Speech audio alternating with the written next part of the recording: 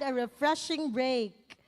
Buckle up once more as we are about to experience more of AICIF 2024's academically bountiful discussions and meaningful conversations. We will now proceed to Plenary Session 4, titled Islamic Capital Market, the Role of Sukuk for Development. This session will address the development of Islamic capital market in various countries and examine the role of sukuk markets in supporting growth. Our esteemed panelists will discuss key factors for market success, including policy, regulatory requirements, and practical challenges. To invite and introduce our speakers to the stage and govern the fourth plenary session, it is my pleasure to introduce our moderator.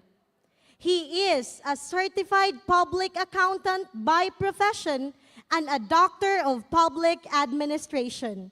He is currently serving as Islamic Finance Consultant, Committee on Ways and Means, Bangsamoro Authority. He is a retired Revenue District Officer, Bureau of Internal Revenue. Everyone, help me welcome Dr. Amanuding Ismail, CPA.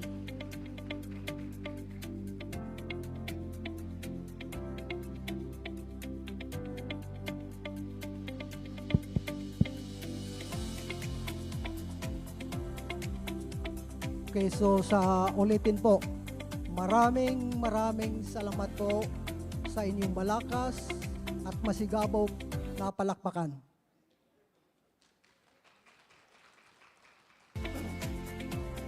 Frankly, I am a little bit nervous because in my entire life, this is my first time to touch this particular microphone. Ladies and gentlemen, I choose to moderate this session simply because this is all about public administration. We know for a fact that funding or sukuk funding is normally used to fund big-ticket projects like construction of roads, construction of bridges, airport, and seaport, purposely to establish connectivity and facilitate the flow of trade for the welfare of the general majority. Now, may I call on the panel of speakers to please occupy the stage so I can begin introducing yourself. Please come over.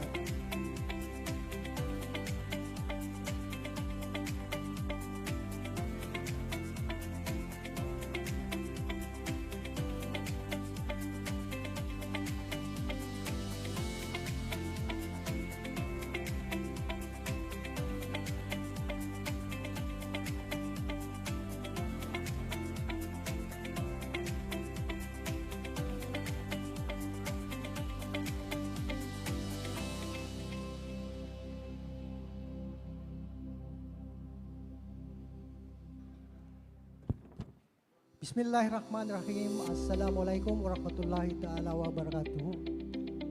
And good afternoon to everyone. As you can see that we have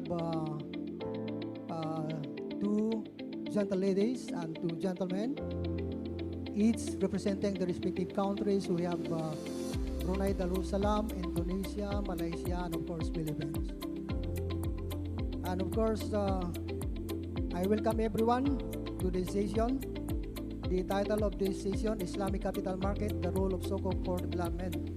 So I am your moderator for this session. So our expert will discuss the development and progress of the Islamic capital market in terms of infrastructure and institutions, regulatory advancement, as well as government initiatives, taking into consideration the following key questions. 1. What are the potential benefits of Sukuk market? 2. How can these markets contribute to growth and development? Number 3, what is the main policy, regulatory, and institutional requirements for the development of Sukuk markets? What needs to be done to unlock the potential of this market? So what are the practical issues relating to this structuring of SOCOC issues. So each presenter has 15 minutes within which to articulate your own topic. So our first speaker is an associate professor at Postgraduate Studies, University of Darussalam Guntur, Indonesia. He is a visiting professor of Islamic Finance at Al-Farabi National University, Kazakhstan. He is also the chairman of Sharia Advisory Board of PT, Orom Bangun Nigeri, and a consultant of Islamic Finance Advisory and Assurance. Ladies and gentlemen, please help me welcome Dr. Ahmad Afandi Mahfooz.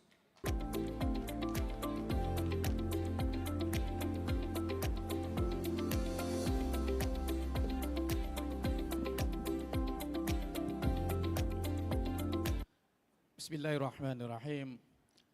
Allahumma lakal hamdu syukra wa lakum manul fadla wa anta rabbuna haqqa wa nahnu abiduka riqa. Allahumma salli ala Sayyidina Muhammad wa ala alihi wa ashabihi wa man tabi'ahum bi ihsanin ila yaumiddin. Rabbi sahli sadri wa yassir li amri wa hlul 'uqdatam min lisani yafqahu qawli. Distinguished speakers, moderator, my dear professors and academic fellow, Assalamualaikum warahmatullahi wabarakatuh. Alhamdulillah alamin. Today is an opportunity for me to stand in this very blazing day. And in fact, on behalf of our campus, UNIDA Gontor would like to express our heartfelt gratitude to the organizers for being, having these wonderful events. And as my appreciation and a humble message to the organizer, allow me to convey my message in Filipino language. I hope this is correct pronunciation and also translations. Magandang hapon mga kapatid. Salamat sa iyong mabuting pagtanggap sa amin. Salamat. Brothers and sisters, today our presentation is basically new terms, maybe have not been discussed before, and today I would like to introduce some pertinent issues on the sustainability or on the ESG that link to Islamic finance. The title is the role of sustainable linked sukuk to promote a green environmental projects. I think this is a little bit on the business perspective, where there are some issues that unresolved, and that is why I hope this short presentation can give some insight and a little bit directions, particularly on the sustainable linked sukuk. Sustainable linked sukuk basically derived from the UNDP initiative they call as sustainability linked sukuk. Today, and in fact, yesterday, we received many knowledge and also insight from the presenters on sustainability, on green sukuk, and on green finance and also ESG. But now, what I would like to share with you is how the sustainable linked sukuk or SLS can promote and enhance, the environmental projects. So it is a little bit on the keywords. Okay, can I move to the next slide?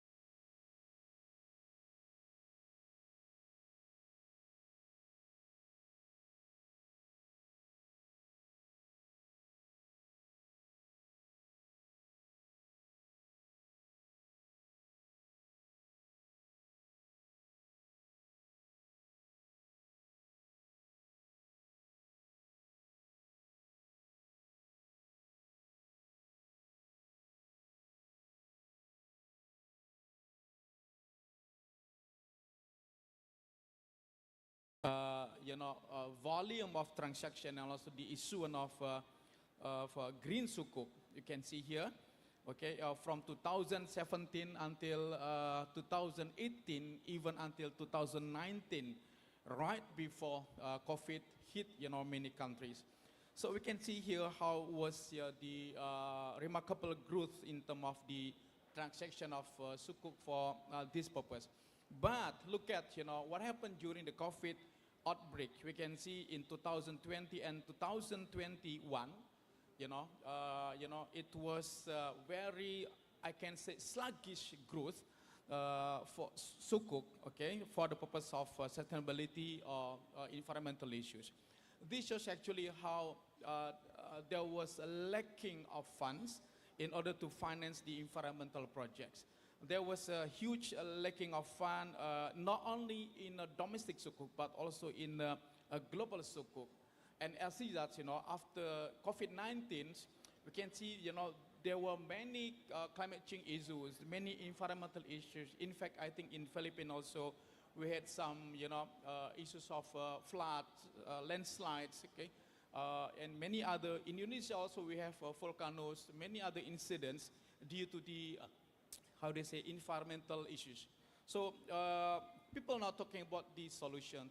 People now talking about how the government can resolve and come up with some strategic solution. And one way of the solution is actually how the role of Islamic finance to as an alternative instrument as a solution. I meet these unresolved issues. Okay, next slide. And now, looking at the performance of each country, we can see here the cumulative number of issuance performed by selected countries. Okay, we can see Saudi Arabia, have performed well. In fact, there is more than 10 billion sukuk for green sukuk here. And then followed by Malaysia. Malaysia, they have actually in terms of the volume, in terms of the transaction and number of issuance, okay, I think has performed very well compared to Saudi Arabia actually.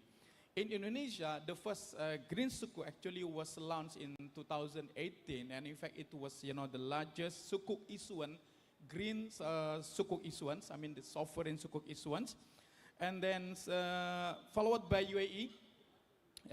But there are some countries like Nigeria and also, if not mistaken, Turkey as well. They have performed well in terms of green sukuk issuance here. Okay, next. Now we come to the understanding on definition of sustainable linked sukuk. I will not emphasize more on green sukuk and also sustainability, because we have learned so many understanding and also presentation with regard to the definition. I would like to emphasize on what is actually SELS or Sustainable Linked Sukuk here. Sustainable Linked Sukuk here is a financial instrument that combines the principle of Islamic finance with sustainable development goals, offers innovative approach to financing environmental projects and resolving environmental issues. There are some issues combined together.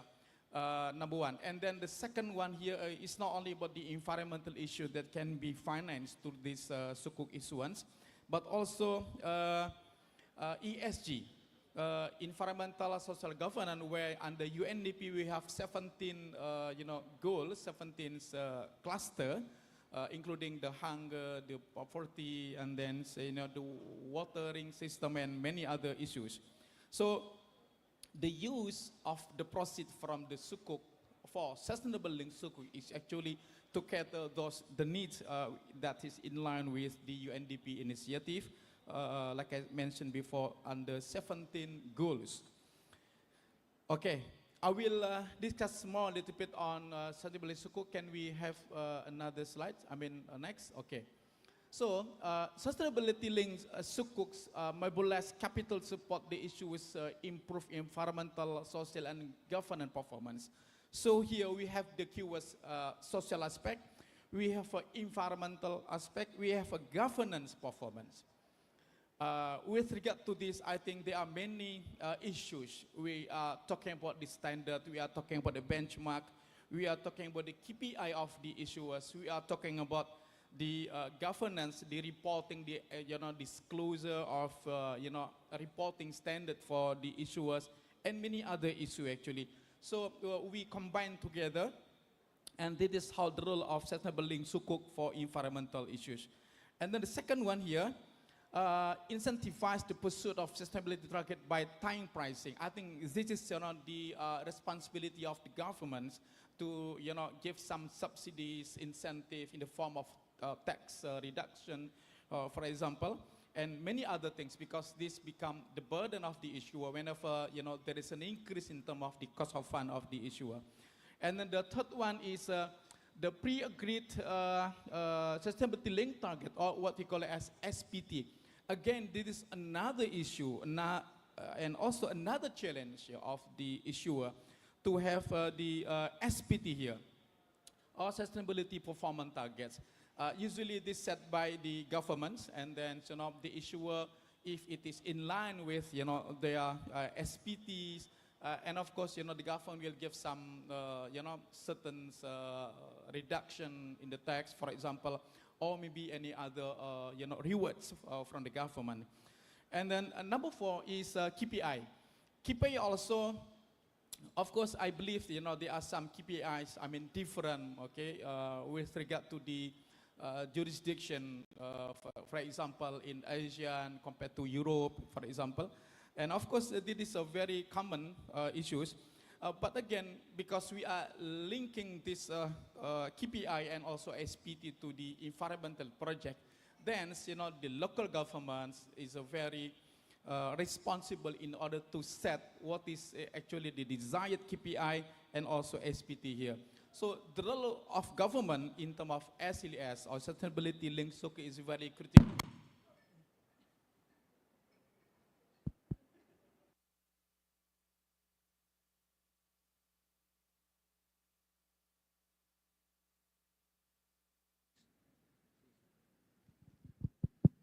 Hello. Okay.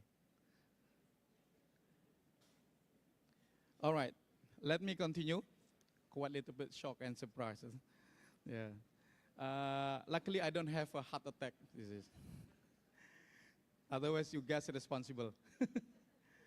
Let me continue. The next slide, please. Okay. We have 4 types of sustainable link sukuk here. Okay. Number 1, it is environment based, so all the proceeds of Yasun will be used to finance green environment projects, and everything. I think this is a very identical for certain countries, including Malaysia, I think. And then the second one is sustainability based. All proceeds of sukuk will be used to finance all sustainable project, ESG. So I think you guys can have to distinguish what are the means under SLS 4. Okay, and then the next one is social base. This is something, the uniqueness of the sukuk or ASLS here, where we have environmental base, we have sustainability base, and the third one we have a social base. So social base, the use of the proceeds of the sukuk can be for anything as long as it is a social functions and for the sake of social activities, for example. And then the last one, another difference in terms of the structure here is for wakaf, or sukuk wakaf. I think in the next slide I will explain a little bit how the mechanism of sukuk wakaf here can be used as a mean and as a tool to finance the environmental projects. Can we have next slide? Okay, now KPI here. Like I mentioned before, the government is actually responsible to set the KPI, okay, which is a very appropriate one to the issuers. But of course, let's say, the issue, whenever the issuer of this sukuk from outside the country, that is something, we have to have a certain KPI that in line with their business goal. And that is why it must be relevant. It is very important here that this relevance, the goal, the business goal, and also the objective of the sukuk issuance here can be matched together with the financial goals and also Sharia objective, or makosid Sharia here. And that is why we can have, other KPI. I mean, can be anything actually, because let's say, the sukuk issuance for the purpose to finance, let's say, how do you say, pollution, okay? Or maybe for the purpose of ecology, for example, or deforestation, for example. Then, of course, the KPI, I mean, in terms of the relevant, can be different. And the second criteria is can be measured. KPI, okay, should be measured by the issuers. And that is why if it is not measured, that means, it is something difficult to be implemented. And that is why I can say maybe parametric, okay. So they have a certain parameter in order to measure that KPI for this sukuk issuance is can be measured. And the next one is verifications. There must be external, auditor. There must be verification coming from outside the company, and I think not only from the internal, and this can be from a Sharia background, from the auditor, and also from expert on a certain area. So there is the verification, and then the last one is reference here. So reference, like I mentioned before, they can, utilize the local reference, or surveyor, or auditor, something like that. Okay, but also something. Next. Okay, this is the beauty of SLS model. We can have two kind of model here.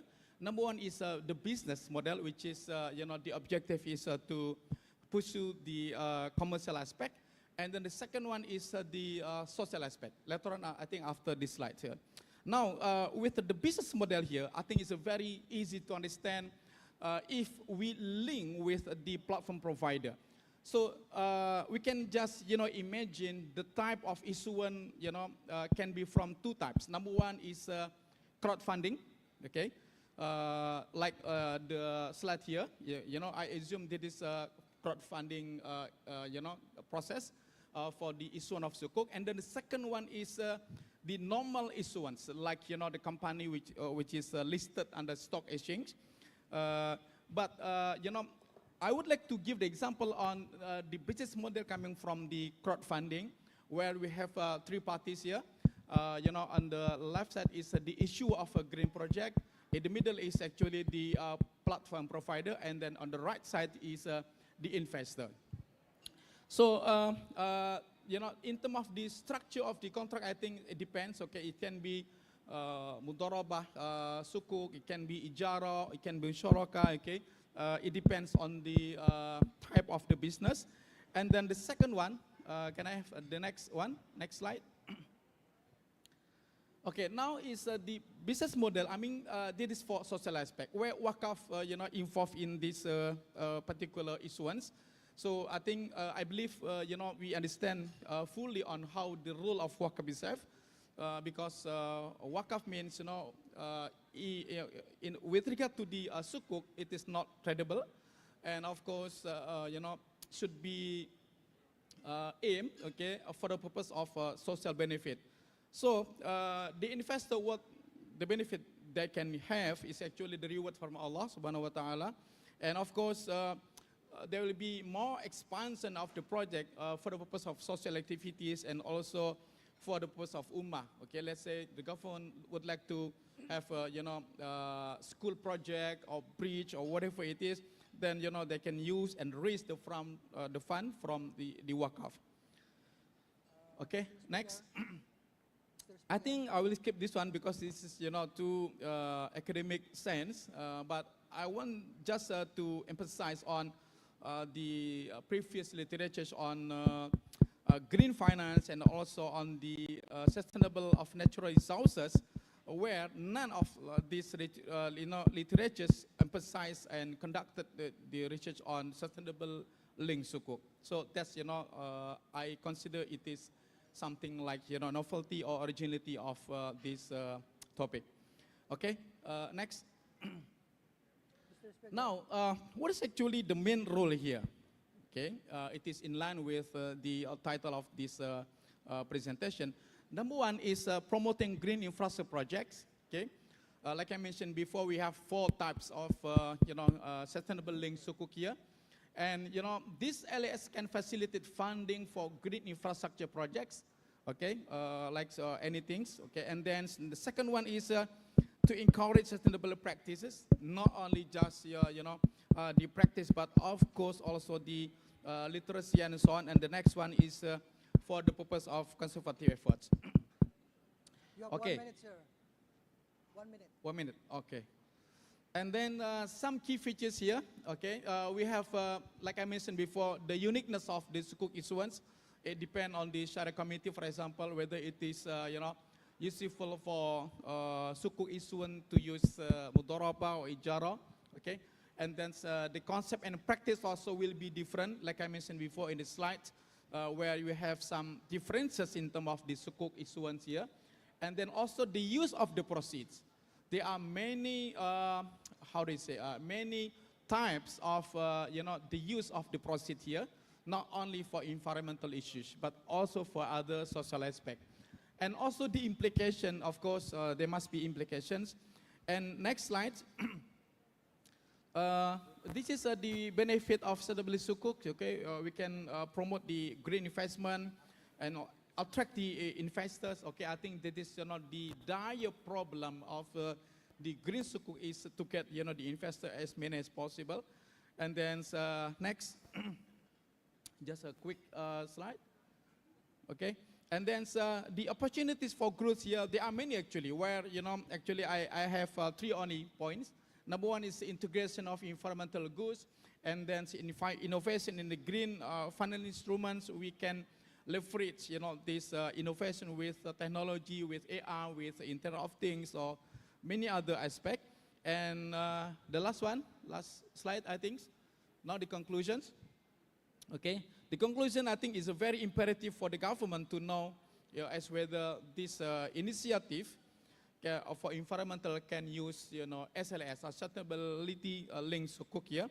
And of course, a strong regulatory framework is not only the single factor that enhance the environmental issues.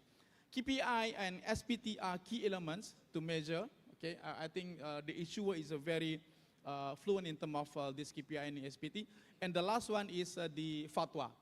Okay, I'm not sure in other countries, but in the case of Indonesia, we have some fatwa, but does not cover yet the entire aspect of the environmental issues. By that, I think I end my presentations. Thank you very much. Assalamualaikum warahmatullahi wabarakatuh. Okay, so thank you very much, Sir Dr. Ahmad Afandi, for that brilliant presentation. Okay, so the next speaker is the Deputy Dean at the Faculty of Islamic Economics and Finance, University Islam Sultan Sharif Ali, Brunei Darussalam. She is also acting as Sharia Advisory Board member of Bank Islam Brunei Darussalam and Bank Islam Brunei Darussalam Securities, Syarikat Takaful Brunei, and also a member of the Chartered Institute of Islamic Finance Professionals. Ladies and gentlemen, please help me welcome Dr. Amni Sulaya Abraham. She will be talking about the Brunei Darussalam capital market and sukuk experience. Okay. Bismillahirrahmanirrahim. Assalamualaikum warahmatullahi ta'ala wabarakatuh. A very good afternoon, respected guests, audience, Mr. Moderator, respectable panel. So today we'll be discussing on the capital market and also the development of capital markets. I'm sure my respected panels are discussing on the deficient initiatives of capital markets and sukuk. So let me pivot a bit because I've decided to take the context of Brunei and bring it to Mindanao. So I'm going to give you a bit of introduction of what we do in Brunei Darussalam, because there's not much to brag in terms of sukuk and capital market in the country. We always refer to the innovations and also developments of markets closely with Brunei, especially Malaysia. So let's go back to the slides there. So this is Brunei Darussalam. If some of you have been there, this is one of the oldest tourist attraction and also the most famous tourist attraction, just to distract you a bit. So Brunei Darussalam Capital Market and Sukuk Experience. Next slide, please. I can control this. Okay, so just to give you an overview, we're located in the heart of the Asia Pacific in Borneo, just next to Kalimantan. We have a size of only 5,765 square kilometers with a population of below 500,000. We have a dual financial system, a conventional and Islamic financial system. It's a two-tiered Sharia governance, where we have Sharia governance at the Bank Negara level and also at the Islamic banking institution. Next slide, please. So just to give you a brief introduction as well of our central bank, the main driver and also which have a great role in a sukuk issuance, because most of our sukuk issuances in Brunei Darussalam is basically sovereign sukuk ijara. So again, reiterating what Prof. Azmi, as the keynote speaker this morning, mentioned, that we are very grateful in Brunei Darussalam to have a very strong commitment from the government, as well as support in terms of Islamic finance, when we basically started in 1991 with the first Islamic Finance Trust. So basically, the establishment of the Central Bank of Brunei Darussalam was also after the proclamation of His Majesty in the year 2010. So that gave birth to the AMBD, and later AMBD is known as the Brunei Darussalam Central Bank on to the 27th of June 2021. So basically, this is the entity which is very much responsible in issuing our sukuk sovereign based on Ijara, which is under the Ministry of Finance and Economy, Brunei Darussalam. Next slide, please. Sharing with you some of our financial milestones in Islamic finance and also capital market. So this milestone is actually going backwards, so this is forward.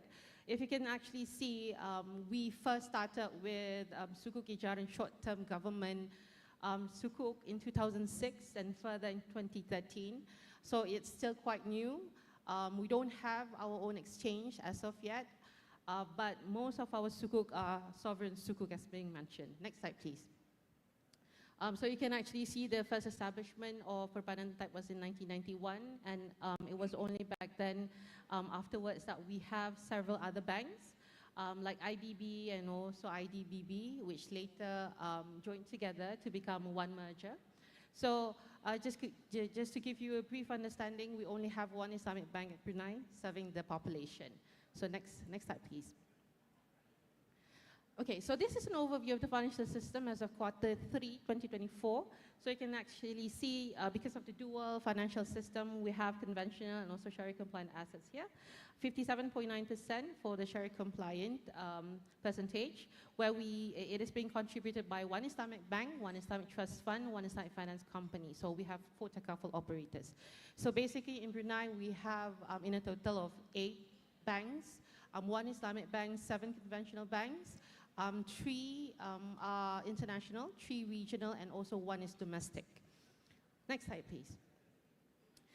So practically, for every particular country to have its vision in being an Islamic finance framework or any form of development, we also have our financial sector blueprint, which sets about a vision to become one of the Islamic finance hub. So this is the financial sector blueprint set about by BDCB from 2016 to 2025. So you can see that there are 5 pillars with strategic objectives on Islamic finance.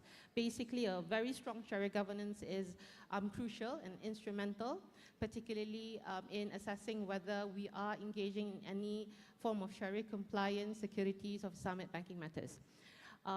Diversification of Islamic finance products and services are also underway. Strong Sharia supervision to ensure end-to-end Sharia compliance. We have BDCB coming out with policies and also notices to ensure end-to-end Sharia compliance. We also have involvement with international organization and harmonization of standard setting bodies, where Bank Negara Brunei Darussalam, Brunei Darussalam Central Bank is actually a member of IOSCO, which is the International Organization for Securities Commission. And with that, they are actually obliged to align the best standard of values at the international standards. Another strategic objective is to enhance capacity building through organizations like Believe, as well as raising awareness of Islamic finance to the public. Next slide, please. I've told you earlier, there's nothing to brag about security markets or capital markets and sukuk in Brunei Darussalam. Most of our sukuk are sovereign sukuk based on ijara. But these are the two orders and also regulations which govern our sukuk and also market. So number one is the Securities Market Order of 2013. Secondly is the Securities Market Regulations of 2014. Next slide, please. So BDCB, the Brunei Darussalam Central Bank, also administers both of this. So in order for any institution or any planners to engage in any investment strategies or any financial planning, you need to be registered. So the SMO, the Securities Market Order, and also the Securities Market Regulation provides a legal and regulatory framework for the licensing and supervision of market operators. So this is very crucial. If you don't have this in Brunei, then you are not allowed to be engaging in any form of securities, any form of investments, or even advise someone in terms of financial planning. Next slide, please. Okay, next slide. Okay, so see, these are some of the regulated activities, so that's why you need to have the licenses. So, for example, if you are an Islamic bank that wants to engage in any form of mutual funds or investments or any particular strategies, then you need to be licensed.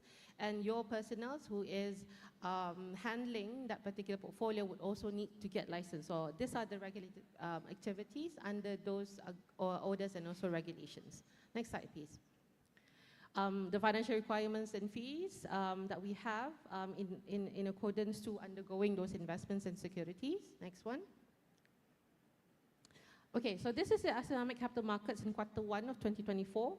As you can see, the number of outstanding sukuk is 6, the number of sukuk issued is 4, and the number of Islamic assets manager is SBI, Sdn Berhad, which is a holdings in Japan, but they are always in collaboration with the Ministry of Finance and Economy, Brunei Darussalam. So we are in close collaborations with them every time we issue a sovereign sukuk ijara. Next slide, please. So again, echoing what the keynote speaker was mentioning this morning, a very thorough ecosystem is needed when we talk about Islamic finance, when we talk about Islamic capital markets. And also to do that in terms of not just having the financial players and also the market players and also the rest of the stakeholders, a very important element is to have an organization that actually sits together and also take a hold of the interests of the players themselves. So we have the Brunei Darussalam Capital Markets Association. So as you can see, all the logos there are only all the 6 members that are holding the investment strategies and also any form of securities investment in Brunei. So BIBD Securities and also Baidu Capital is local, whereas the others are regional and also international. So the BICMA will primarily serve to protect the common interests of industry players in Brunei Darussalam. Next slide, please. Okay, I think this is the last slide. This is the sukuk issuance of ijara as of 6th of June 2024. So you can see it's at a rental rate of 2.25% based on sukuk ijara. And this is actually our 234th issuance of sukuk al-ijara security. So it has been going on for so long. Not really. So it's our 234th and we are looking forward to more. And also, we are also looking forward to more collaboration, also more investment opportunities, and also perhaps other relevant sukuk-based contracts aside from ijara. So I think next one. Okay, so that's like my last slide. I think moving forward, what we, especially in terms of Brunei Darussalam Central Bank, is that they are looking into having our own exchange. There have been productive collaborations and also discussions on having our own exchange. a very important factor also to further proceed in the development of capital markets and also sukuk in Brunei Darussalam or in any other countries is to have capacity development. So again, capacity development is something that we lack right now, but alhamdulillah, we are always in close collaborations with international organizations and as well as central banks of different countries, especially Malaysia and also Indonesia. So I think there's a lot that we can learn among nations of Asian countries, especially with the likes of Malaysia in the sukuk and capital markets with policy and also guidelines, as well as in Indonesia in terms of the social finances and also sukuk wakaf, for example. So I think that wraps up my presentation for today. Thank you, Mr. Moderator. Okay, so that was a wonderful presentation from Dr. Amni Swaila. Thank you very much, ma'am. So the next speaker is the Deputy Director, Islamic Capital Market Development and Securities Commission, Malaysia. He is also an active Sharia advisor at various Islamic financial institutions, also a senior lecturer at Faculty of Economics and Muamalat, University Science Islam Malaysia, and also a member of Fatwa Committee for Negeri, Sembilan State Government. Ladies and gentlemen, please help me welcome Dr. Azrul Aslan Iskandar Mirza. He will be talking about the role of Sukuk for development.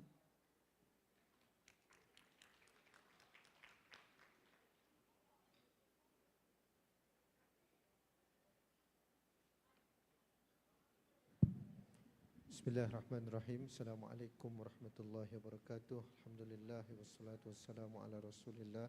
Subhanaka la ilma lana illa ma 'allamtana innaka antal alimul hakim.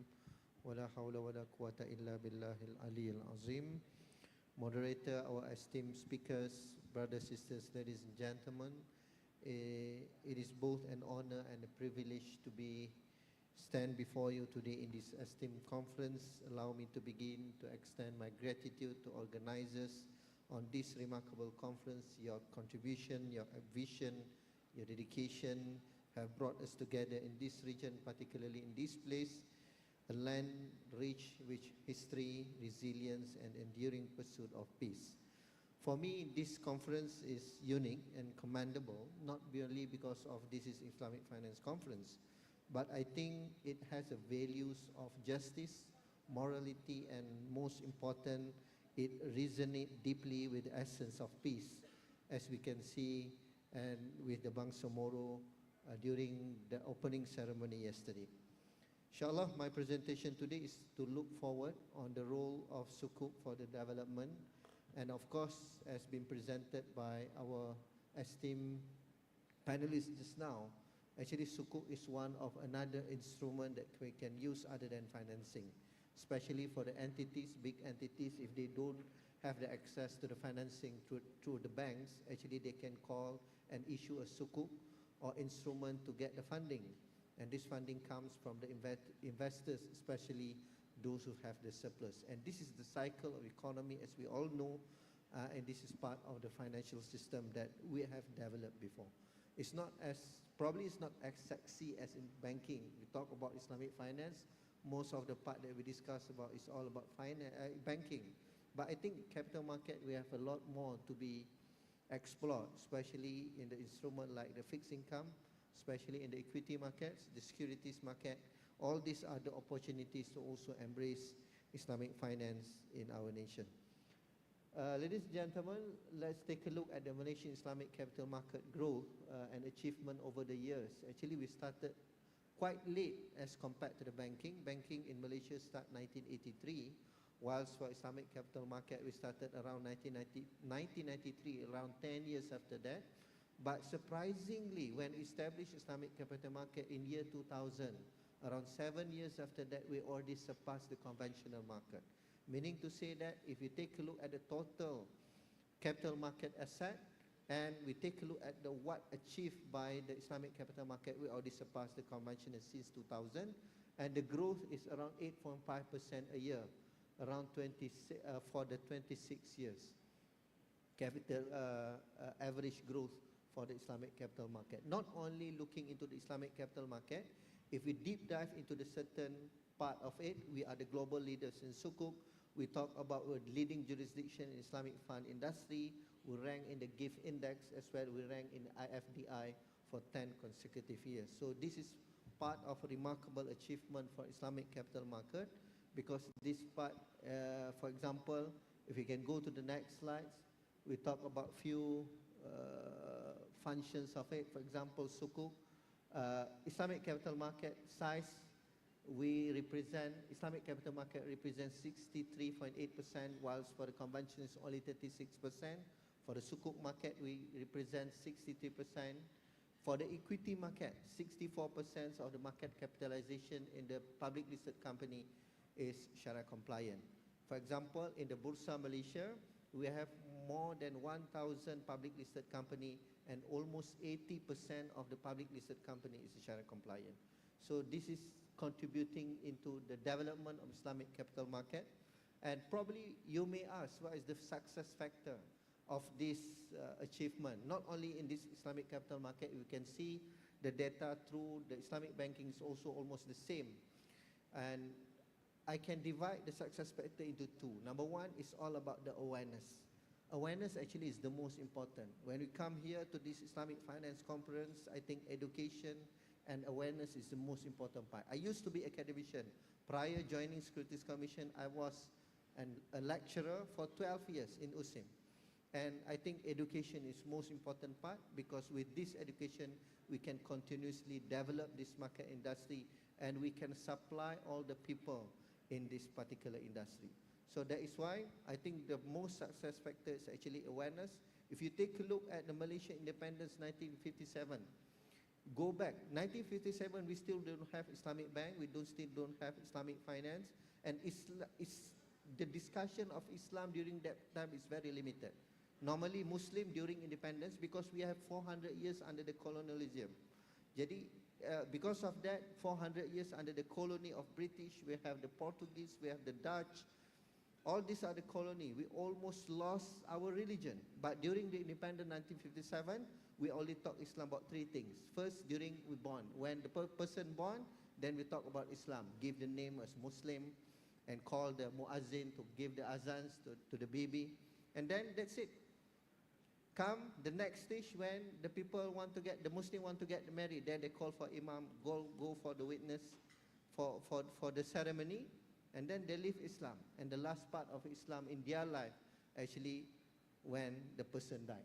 This is the three parts of Islam during the independence of Malaysia, during that time. But I still remember in 1970s and 1980s, there is still advertisement in the televisions about encouraging to purchase the alcohol, still during that time. But alhamdulillah, with the awareness given by the scholars, by the imam, by all the what we call religious people, including the leaders of Malaysia during that time, we give the awareness continuously, especially on the education part. And alhamdulillah, 1983 we start our Islamic banking journey, Islamic finance journey, and alhamdulillah we have this kind of achievement. That's the success factor of number one. Number two, the success factor will always be the universal values of Islam itself. When we position Islamic finance, we don't position it as is exclusively for the Muslim only. Because as you know, Malaysia is a multiracial country. We only Muslim consists of 60% of the total population of Malaysia. How we want to position that?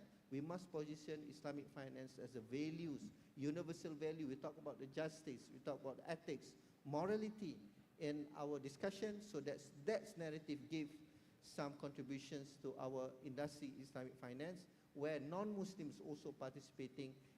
Islamic banks also encouraging non-Muslim to also be part of the Islamic banking industry. This is why Malaysia can successfully, I would say, until now, in this particular space. And if we take a look and deep dive again in the Islamic capital market space, can we go to the next slide, please?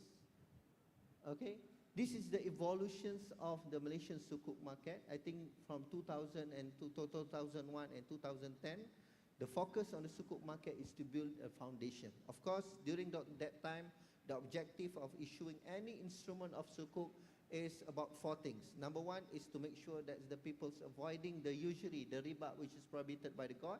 Number two, we want to avoid any elements of gharar, uncertainty. We want to avoid any elements of gambling, and we want to avoid something activities related to the prohibitors like pork and alcohol, gambling, and all those. So this is the focus where we try to build the foundation, and this foundation we start to develop the market familiarization. We take a look at the deepened Islamic market through the introduction of the new securities and the new contract. That's why we start to introduce the contract of murabaha, mudarabah, musharaka, ijara, and all those, because this is a starting phase. This is the objective during the first phase approach. So you can see during that time we have some achievement also. We have the first sukuk being issued in the world, and next part actually we go to the second phase of it, which is the strengthening the fundamental, where we try to diversify the Sharia structure of sukuk. We try to introduce the combo sukuk structure, especially we talk about the wakalah sukuk structure. It consists of commodity murabaha and mudarabah. It consists of commodity murabaha and ijara. Lots of combo contract can be found in the sukuk structure starting 2011. And we start to deep dive into the understanding of sukuk, not just looking into the contract per se. We try to find out what should be more to come from the Islamic finance instrument, this sukuk instrument. So we go deep dive into understanding the utilizations of the proceeds. When we issue sukuk, of course, the proceeds we take for the purpose of the general business, and now we want to determine and make sure that the utilizations of proceeds achieve certain standard. That's why we introduce the sukuk structure, the SRI sukuk framework, SRI Socially Responsible Investment Sukuk Framework 2014, and we can see from there a lot of achievement also. We have the largest sukuk program, we have the first corporate perpetual sukuk, we have the first retail sukuk by the Dana Infra, lots of sukuk under the SRI has been issued. This is another factor we want to deep dive, and currently in 2021 to the date until now for the next 5-10 years, we are focusing to go more breadth and depth in the Islamic capital market, especially in sukuk, where we already introduced the SRI linked sukuk framework in 2022. Not only introducing the framework, we already issued the SRI linked sukuk. And the latest development, last year, we already introduced the Maqasid Sharia framework, where we want to find the more breadth and depth in the capital market. We want to make sure all the utilizations of proceeds of this issuance purposely meet the principles of the Maqasid Sharia. Can we go to the next slide, please? This is the Malaysia Sri Sukuk journey. I think the total launch of the sukuk, SRI sukuk in Malaysia is already more than 6 billion for the last years. Next slide. We talk about the green sustainability sukuk, potential to close the funding gap, where we already have the green project, for example, the renewable energy, waste management. We have the social project about the access to education. Khazanah has already issued 100 million ringgit sukuk related to education, and we also have the sustainability project in place. So by this kind of achievement, I would say, we must go ahead. We must not be complacent on what we have, and Malaysia continue to develop that after the issuance of our Maqasid Sharia framework. Okay. Next slide, talk about the issuance of Maqasid Sharia framework. Next slide, please. Where our focus nowadays is not only focusing on environmental and sustainability, because this is part of the problem. Our biggest and major problem now in our finance industry, we talk about the ethical, we talk about the social part of it. We want to put a position in that part, because, for example, even though people now talk about the sustainability space, they talk about the ESG, the social part of it, the people in the world still finding the way to develop the framework. Whilst for us, as a Muslim, we have that kind of framework already embedded in the teachings of Islam. Why not? We are bringing all the ethical element in the finance. That's why we issue this Maqasid Sharia guidance framework to make sure that, for example, if you want to make a profit for the entity, yes, you can make it. Do whatever you want, but make sure your profit is responsible. Make sure you pay your employee in the right compensation. Make sure you are giving training to your employees. This is the most important part that we want to put on if the entity want to issue any instrument, especially particularly in sukuk. So under this Maqasid Sharia guidance, we already developed not only 5 essential elements of Maqasid Sharia, we'll also deep dive into it again whilst we're introducing the 6th aspiration, or we call it Maqasid Sharia Khassa li Tasarrufat al-Maliyah. The specific Maqasid Sharia in relation to the financial transaction. We explore the views of the renowned scholar, we call it Ibn Ashur. We expand his views and we expand it in the form of principle in this Maqasid guidance. And alhamdulillah, next slide. If you want to download the Maqasid Sharia principle, you can scan this, what we call it, the QR code. You can download it easily. The objective of the guidance to enhance the ICM ecosystem, authenticity and align with the true spirit of Islamic finance, and will serve as a reference for the marketplace in the wake of growing challenge and complexities. Next slide talk about where we talk about the world is actually in crisis. Yes, currently we want to develop our Islamic finance, we want to set the foundation of it, but we must aware what happened in the world now. We have the climate impact program, yes, we already have the mitigations for it, talk about the green and sustainability. We also have the gap in sustainable financing, where currently the arbitrage is happening, where if they cannot find the source, the fund here, they go to another place, that way they can source the fund. So that's why we want to create the robust market, make sure that what we do actually is aligned and to solve the problem. And we already have the issues related to economic costs of conflict, where the global economic impact of violence was USD 19.1 trillion in 2023, equivalent to the 13.5% of the global GDP, which is amounting in average US dollar 2,380 per person. So we want to make sure that Islamic finance can promote the peace. That's why when we are focusing on our Maqasid Sharia, we want to make sure that any transactions that we are doing, we are contributing to the peace of the people. So I believe Islamic finance is the right avenue, Islamic capital market is the right avenue for it. So I think that's all for my presentation today. Thank you very much. So that was a brilliant presentation from Dr. Azrul Aslan. Thank you very much, sir. So our last speaker is a certified public accountant by profession, and of course a consultant for the ASA Philippines Foundation for the organization of its Sharia Advisory Council, senior lecturer at the University of the Philippines Institute of Islamic Studies for Islamic Economics in the postgraduate program of the institute. She is the Chief Executive Officer of IAP Philippine Management Incorporated. Please help me welcome Ma'am Maharlika Hardio Alonto.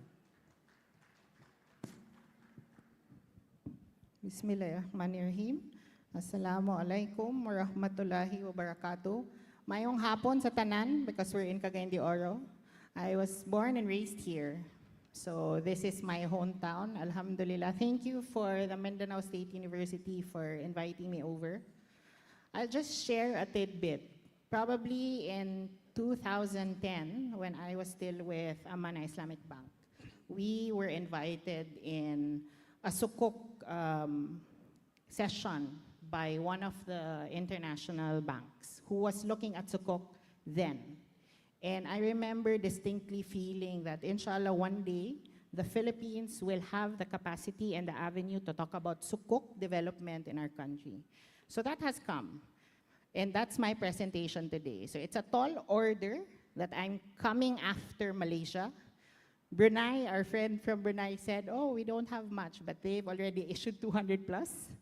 Malaysia obviously is always the benchmark for us when we look at both Islamic banking and the capital markets.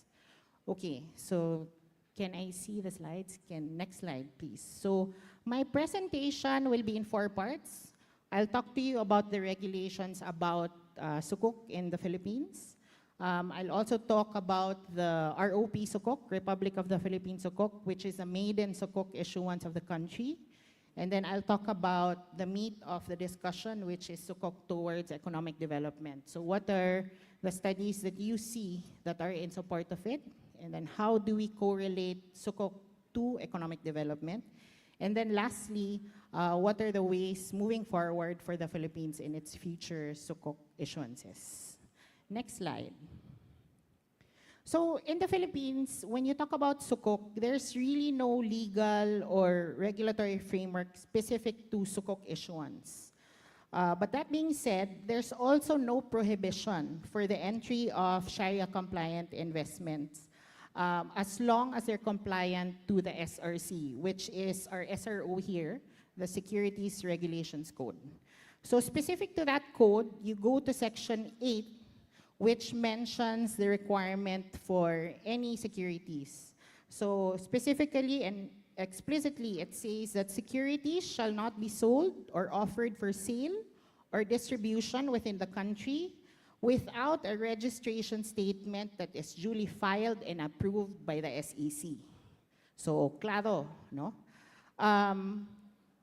Obviously, there are also subject, as any other law, this is always subject to exemptions. And I'll mention it later on when we talk about the specific maiden sukuk. So, because there's no mention of a particular legal framework, the SRC, however, includes a definition of what these securities are.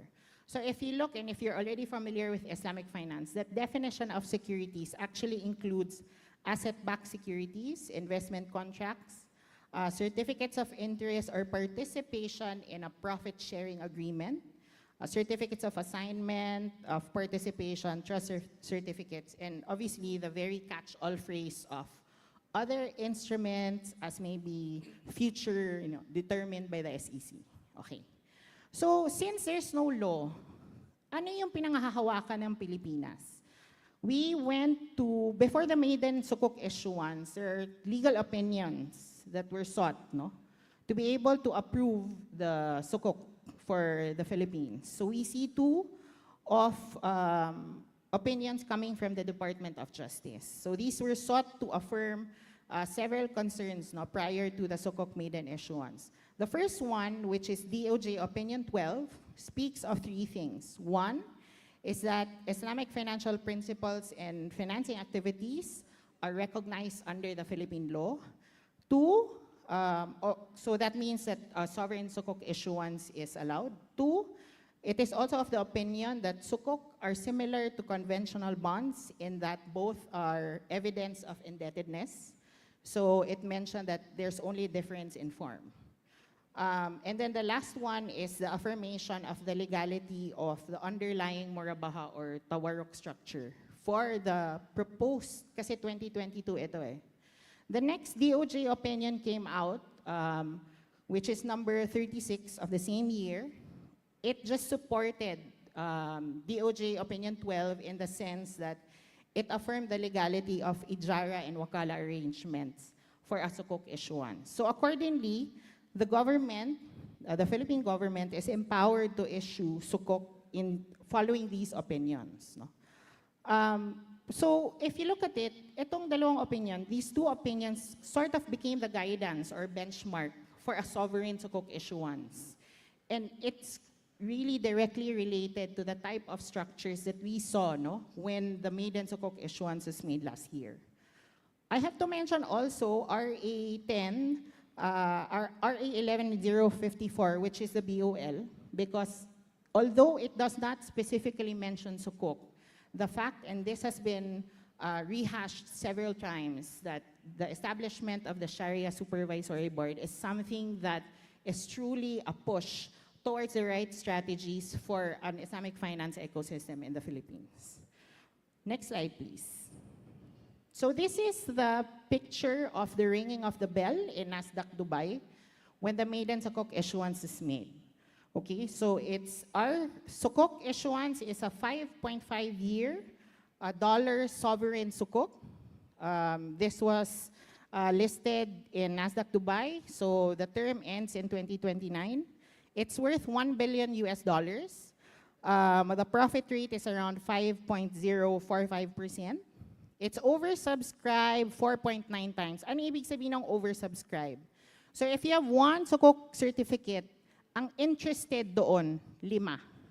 So that's how the sukuk issuance was seen by the world. And it's a positive signal to the kind of capital markets that we want to create, no, for Islamic finance in the country. The joint book runners, you have the big banks, Citigroup, Deutsche Bank, Dubai Islamic Bank, which is accordingly the first Islamic commercial bank in the world, 1975. But as Filipinos, we would always say na una ang Amana Bank because we established Amana Bank in 1973. HSBC is there. MUFG is Mitsubishi UFJ Financial Grupo. So it means Mitsubishi UFJ Finance Group. So that's the biggest bank in Japan. Okay. And then you have Standard Chartered Bank. Next slide, please. So just some of the features that I would want to point out for the ROP Sukuk is that one, it was explicitly mentioned also in the promotion of the Bureau of Treasury and the DOF that the purpose is for general purpose, including but not limited to budgetary support. So accordingly, because of the two DOJ opinions that came out before, ang structures that used were the three ones that were affirmed by those opinions. So there's Ijara, Commodity Murabaha, and Wakala. The Sukuk was issued through Land Bank of the Philippines Trust Group. It was issued through an SPT, a Special Purpose Trust. I mentioned SRC, the Regulation for Securities. Our Sukuk was exempted from that because it falls under the exemptions of the law, because the issuance is the government of the Philippines. So that's one exemption to the law.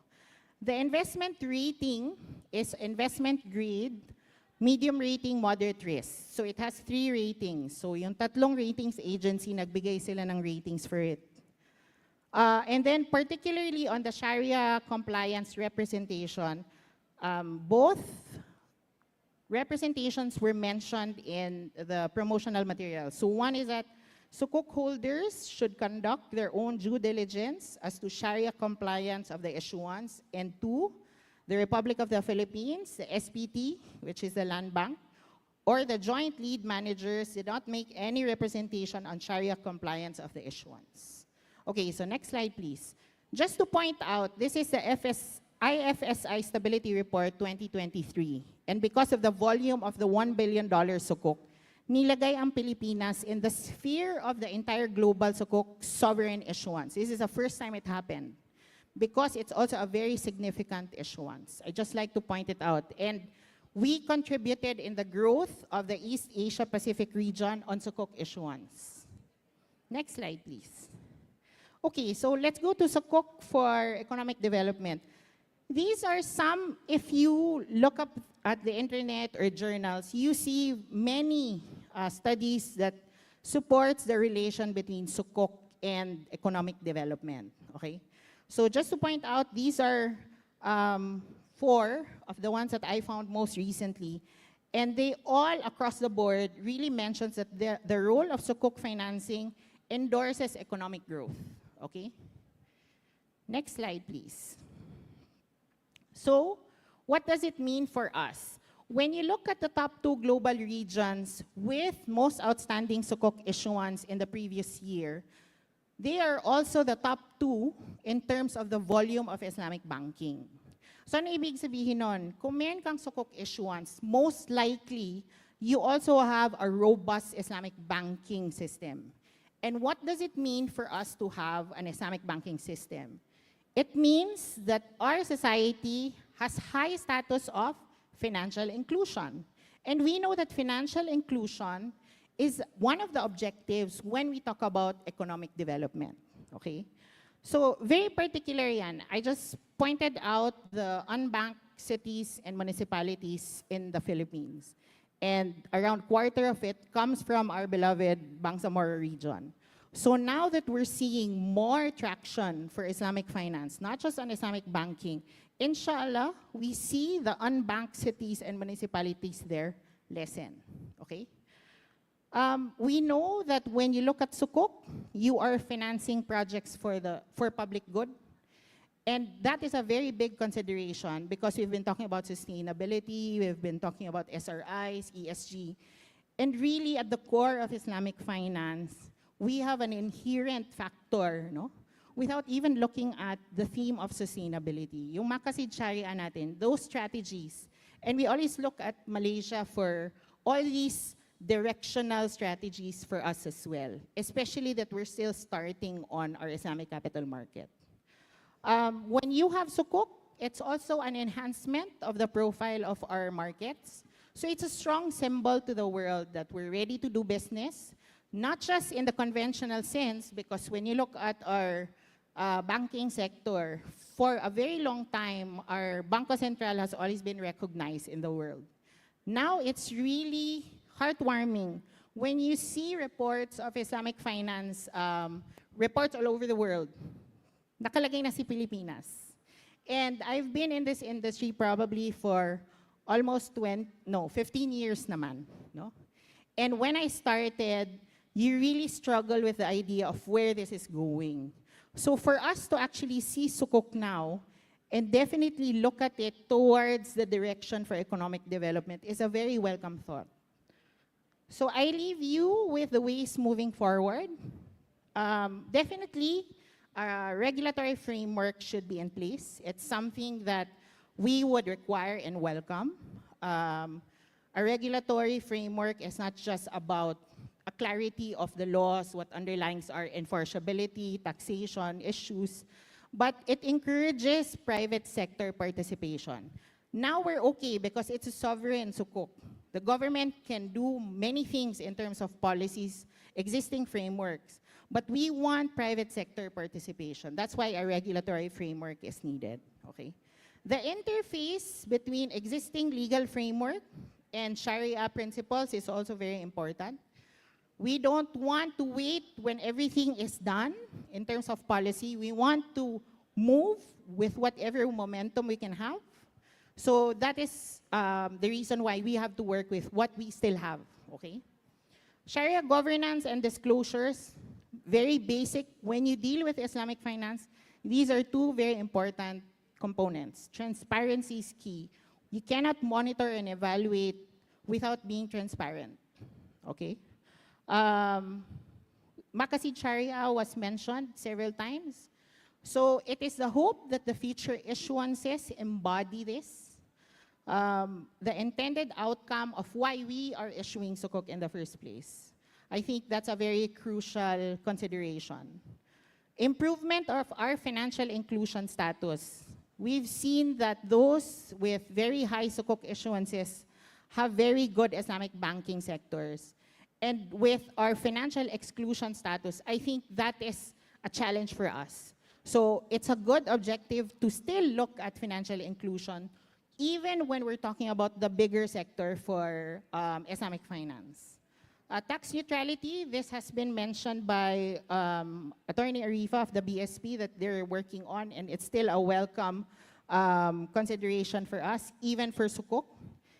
And lastly, I leave you with a question. Are Filipinos, especially Muslim Filipinos, really interested in supporting and buying Islamic financial products? So even on the capital side. Just to move a bit far from sukuk, our Philippine Stock Exchange for 10 years has a Sharia index.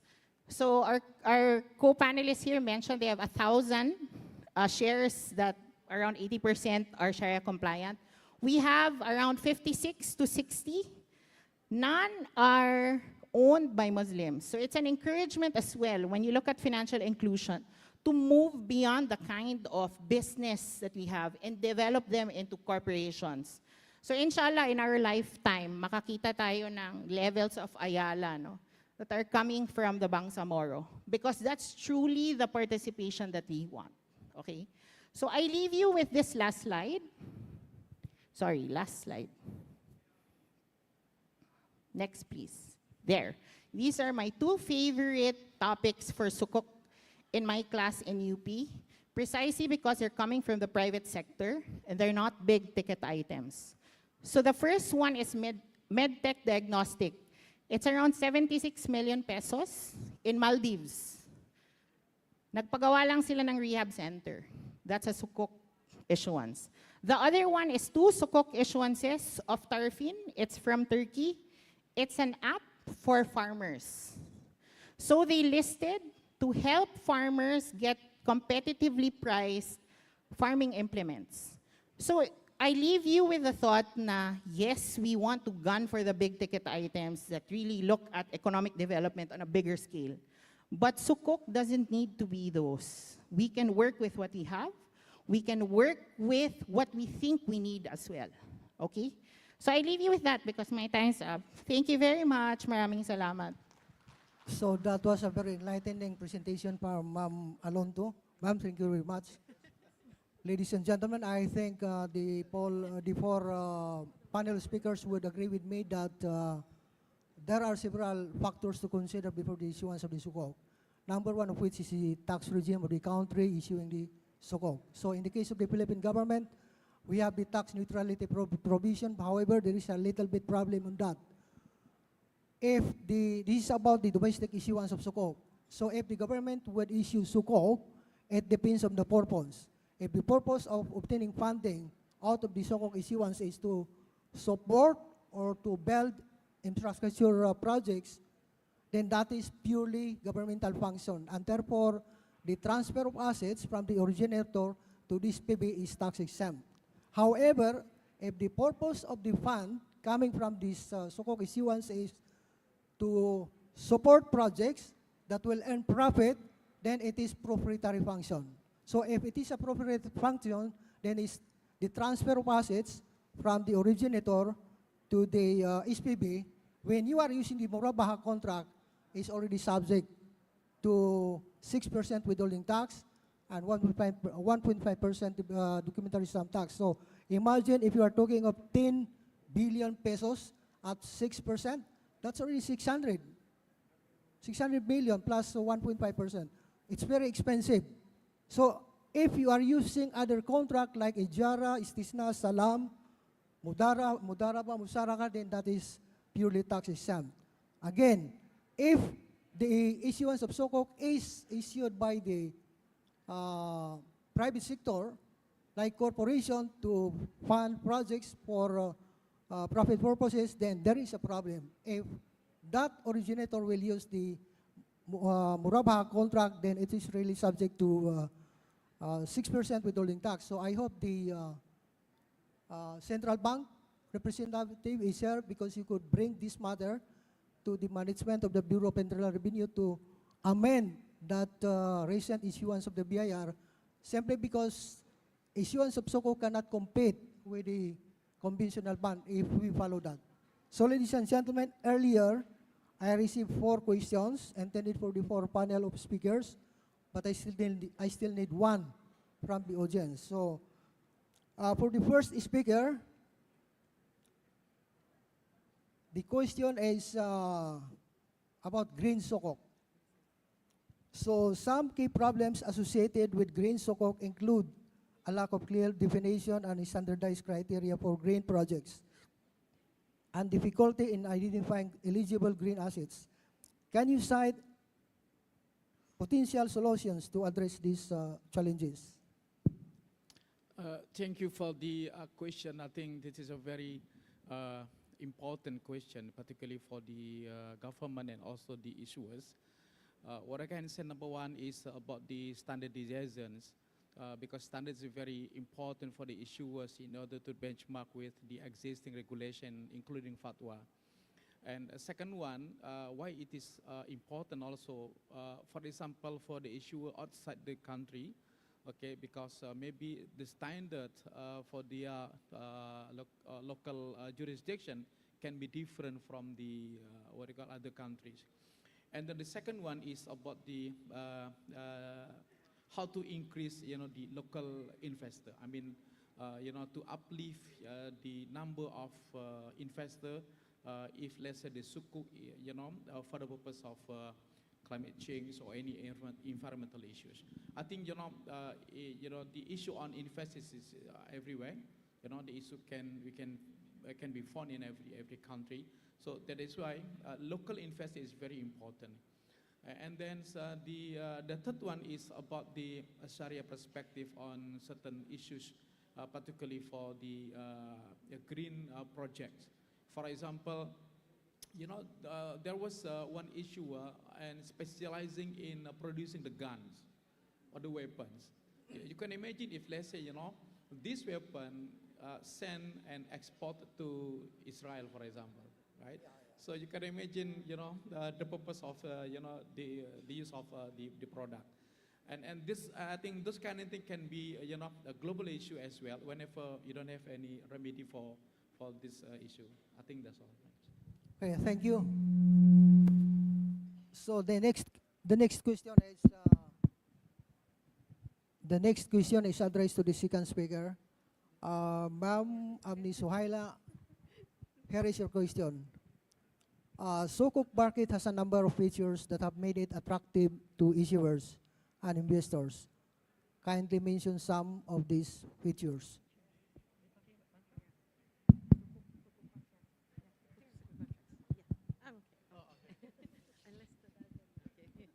Okay, thank you, Mr. Moderator. So you were talking about Sukuk features.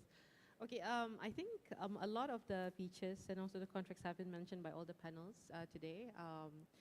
Basically, for Brunei, it's going to be Sukuk Ijara, it's asset base. Okay, you have a streamline of payments there, receive proceeds from that.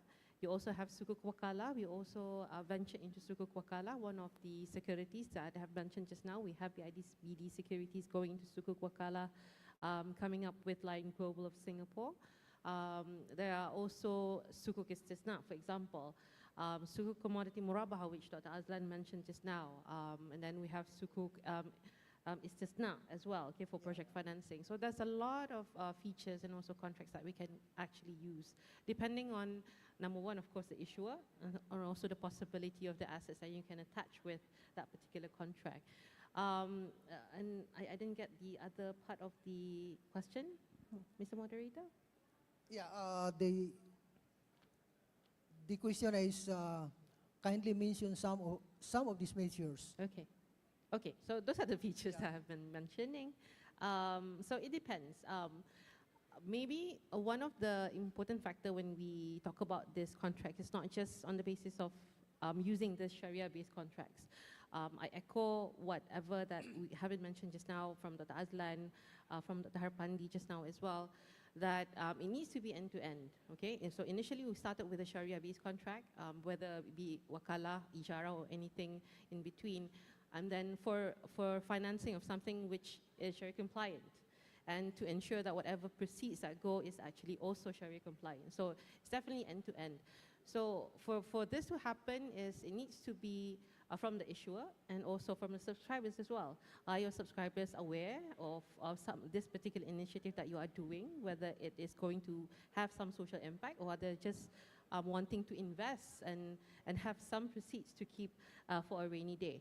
Sukuk issuers would also have a very important responsibility and role. Okay, are they actually doing the sustainability part, ESG part, social-based part, for the sake of branding, or is it just for the sake of trending, or are they actually having that faith-based motivation? So I think that if that answers the question. Okay, Thank so you. thank you very much. The third question is for the third speaker. Here is the question. Is Sukuk the new firepower for Islamic finance that will accelerate progress towards sustainable development goals, and why? Interesting question. I think our scholars already discussed whether any instrument, Islamic capital market or Islamic finance in general, can be a firepower towards achieving the sustainability. But our scholars started with a discussion whether the discussion of SDG is in line with the Sharia principles or not. Because some of our scholars says that our sustainability, sustainability from the Sharia perspective actually is more bigger than what we want to see from the sustainability development goal that been established by the United Nations. Because from our perspective, Sharia perspective, Allah already said our sustainability is not only in this world, but our sustainability we are looking forward in the hereafter. That's why Allah said in the Holy Quran, وَابْتَغِ فِي مَا أَتَاكَ اللَّهُ دَارُ الْآخِرَةِ وَلَا تَنْسَ نَصِيبَكَ مِنَ الدُّنْيا. Gain whatever Allah subhanahu wa ta'ala had directed you in this world, in the hereafter. But don't forget your faith in this world. So both are important. Our definition of sustainability should be covering whatever sustainability has been developed under the United Nations. That's number one. So that's why our progress, our focus actually to shift the definition of sustainability not only from that 70 SDG, but also looking to the bigger picture of it, looking into our sustainability and year after to do good deeds, a lot of things what we can do as much as possible to achieve that sustainability, number one. Number two, of course, when we want to try to navigate the sukuk towards the SDG, actually what we need actually is the measurement tool, because people's currently looking into what's the impact you are giving towards the sustainability. So that is why when we develop our Maqasid Syariah guidance, we not only develop the principles, inshallah in the future we are coming out with the measurement and how to measure all this kind of impact, particularly not only looking into the qualitative aspect, but probably we want to touch about the scientific aspect from the science perspective, how we can achieve the impact towards this kind of sukuk. So we do have some optimism that sukuk in the future, with the alignment of the guidance of the principle, can achieve sustainable development goal, and not only SDG, but the sustainability from China perspective we are talking about. Thank you. Okay, so that was a very enlightening answer. For the fourth speaker, ma'am, here is the question. Private-public partnership, or PPP, has increasingly become a common structure for the delivery of public infrastructure. What are special features of sukuk that may not be found in PPP? Or how would you differentiate sukuk from PPP?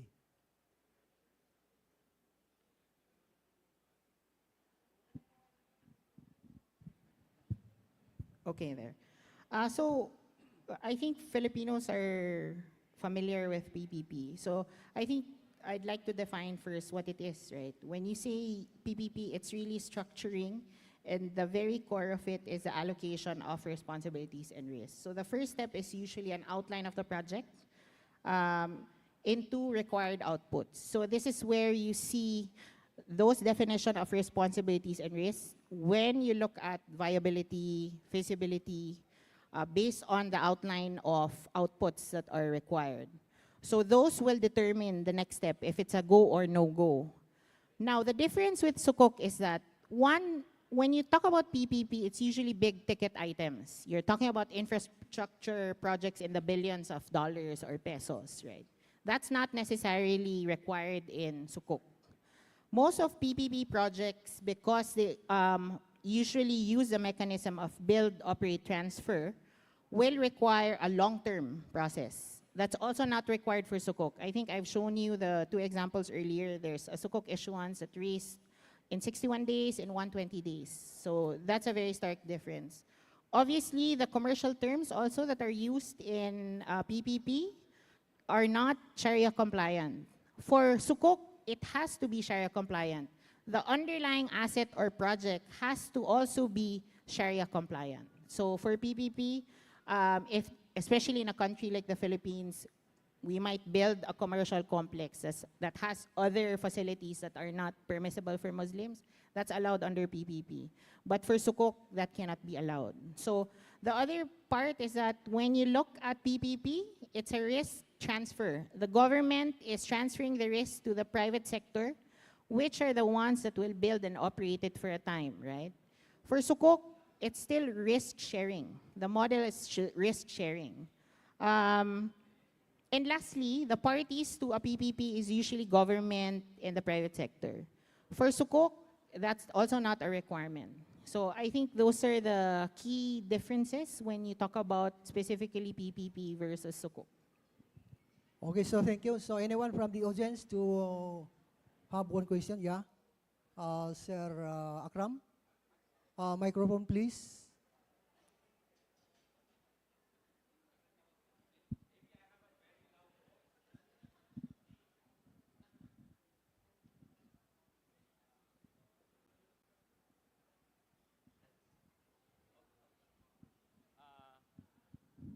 My question is to any of the panelists. So it's kind of series of questions. The first question is, if I'm, let's say, a company located in the Bangsamoro, and I want to issue a sukuk in Malaysia, how do I go about it? And the second is, who is the best underwriter for sukuk right now in Malaysia? The third is, what is the amount of denomination for sukuk issuance that, say, private investor for that specific sukuk could purchase, for example? So that's a series of interlinked questions. Thank you very much. I think the first question is if you're a BARM corporate entity and you want to issue in Malaysia, tama, no? Can you do that? The answer is yes, you can. Like, for example, the sovereign, although the issue is you're a private company, you're not sovereign sukuk issuance. So the issue would depending on the project. So if the underlying project or asset for this particular sukuk has a very strong tax implication, then you still can issue, but you will have a less competitive sukuk structure. I think that's one. Your question about the best underwriter, I think nobody in this panel will mention who. It depends also because there are specific underwriters for specific terms as well of sukuk structures. What's the other one? Denomination, it also depends where your project is. Most of the time, it's still US dollar. I think US dollar is the easiest that you can market. So that's the go-to currency. But if you want in Malaysia, it can also be ringgit.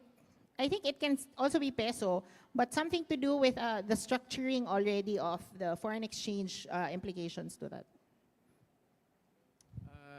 Just a little bit, additional feedback. Basically, you can see from the prospectus, right? The format of underwriters or all the parties involved in this sukuk issuance. So you can see, not only even the underwriter, but also the issuer and many others. Okay, I think it should be clear. I think since you are mentioned specifically on Malaysia, we encourage you to open and download our ICMPS, Islamic Capital Market Product Guidelines, under the Securities Commission Malaysia. And we have a lot of provision, including who can issue the sukuk, especially the corporate sukuk. Number two, from the underwriter perspective, of course, you can search and find it somewhere, because as a regulator, I cannot point someone for it. Of course, we have the registered players for the industry. We've also registered licensed advisors under the Securities Commission Malaysia. Then number three was the best denominator. In Malaysia, we allow only ringgit to be issued in the sukuk. Not yet in terms of sovereign issuing. So we are focusing on the ringgit. And from threshold perspective, normally, I would say it is exact. Normally, the amount to be issued is more than 100 million ringgit to make sure that you can achieve the right cost of fund for the issuance of sukuk. So that's my simple answer for it. If you can achieve more, it's better, because normally the sukuk program 2 billion, 1 billion ringgit is already been the case. Thank you very much. Okay, so thank you, sir. So I guess you say entity in the BARM, I guess we are referring to private entity. So one of the issue there is who would issue the rating, credit rating for that entity. It's not about the underlying assets. You may have all the assets, but if you have that credibility, you might not get a good credit rating. So I guess it's very hard to secure those funds. So there are a lot of issues that will be considered in the issuance of sukuk. But if it is a government or sovereign sukuk, then there's no problem. The government would guarantee. So in the case of Marawi City, I think the city government, the provincial government, or the BARM may consider issuing sukuk or sovereign sukuk purposely for the rehabilitation of the Marawi, because we might need 50 billion or more. So there is that sukuk. For as long as it is guaranteed by the government, then there's no problem. We can always have that.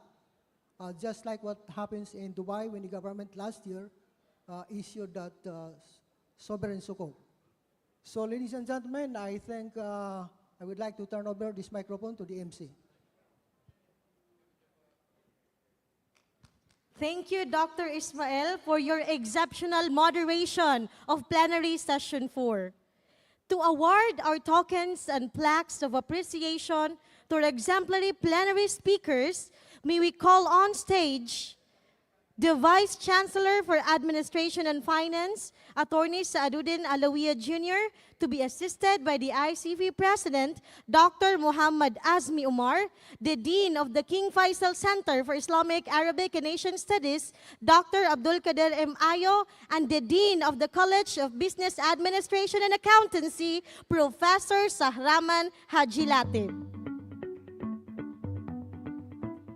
Mindanao State University and International Council of Islamic Finance Educators present this plaque of appreciation to Professor Dr. Ahmad Afandi Mahfuz, Universitas Darussalam Guntur, in grateful recognition for sharing his invaluable expertise and experience as plenary speaker during the 12th ASEAN Universities International Conference on Islamic Finance. Signed, Attorney Saaduddin M. Alawiya Jr., Vice Chancellor for Administration and Finance. Signed, Attorney Basari D. Mapupano, MSU Marawi Campus Chancellor and MSU System President. Signed, Professor Emeritus Dato Dr. Muhammad Azmi Umar, ICF President.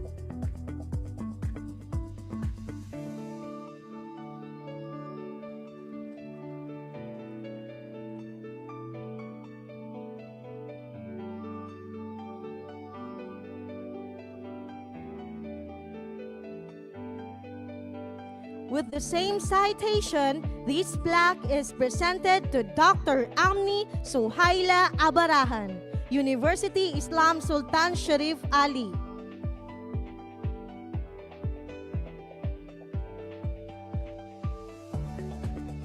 Also to Dr. Azul Azlan Iskandar Mirza, Deputy Director, Islamic Capital Market Development, Securities Commission, Malaysia. Another plaque with the same citation is awarded to Maharlika J. Alonto, Chief Executive Officer, Philippine Management Incorporated.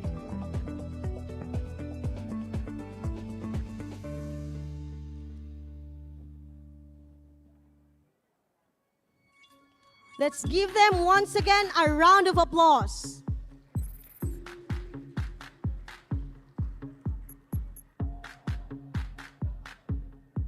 Now a moment for the photo opportunity.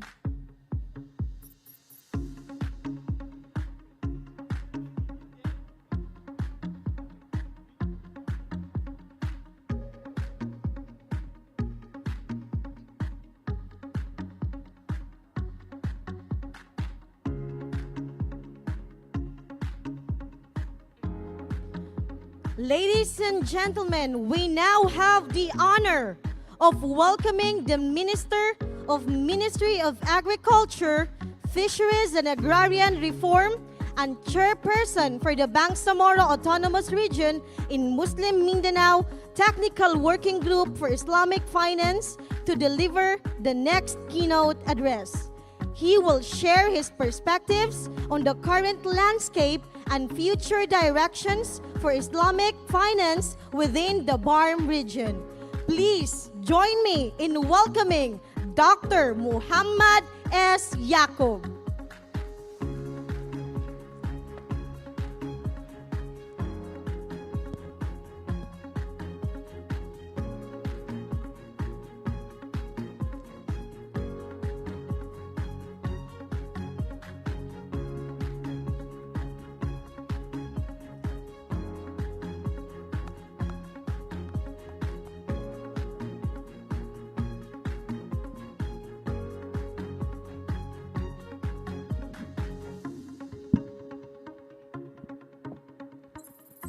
Thank you very much.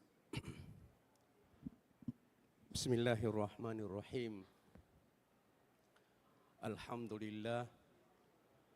Wassalatu wassalamu ala Rasulillah. Rabbi israh li sadri wa yassir li amri wahlul 'uqdatam min lisani yufqahu qawli.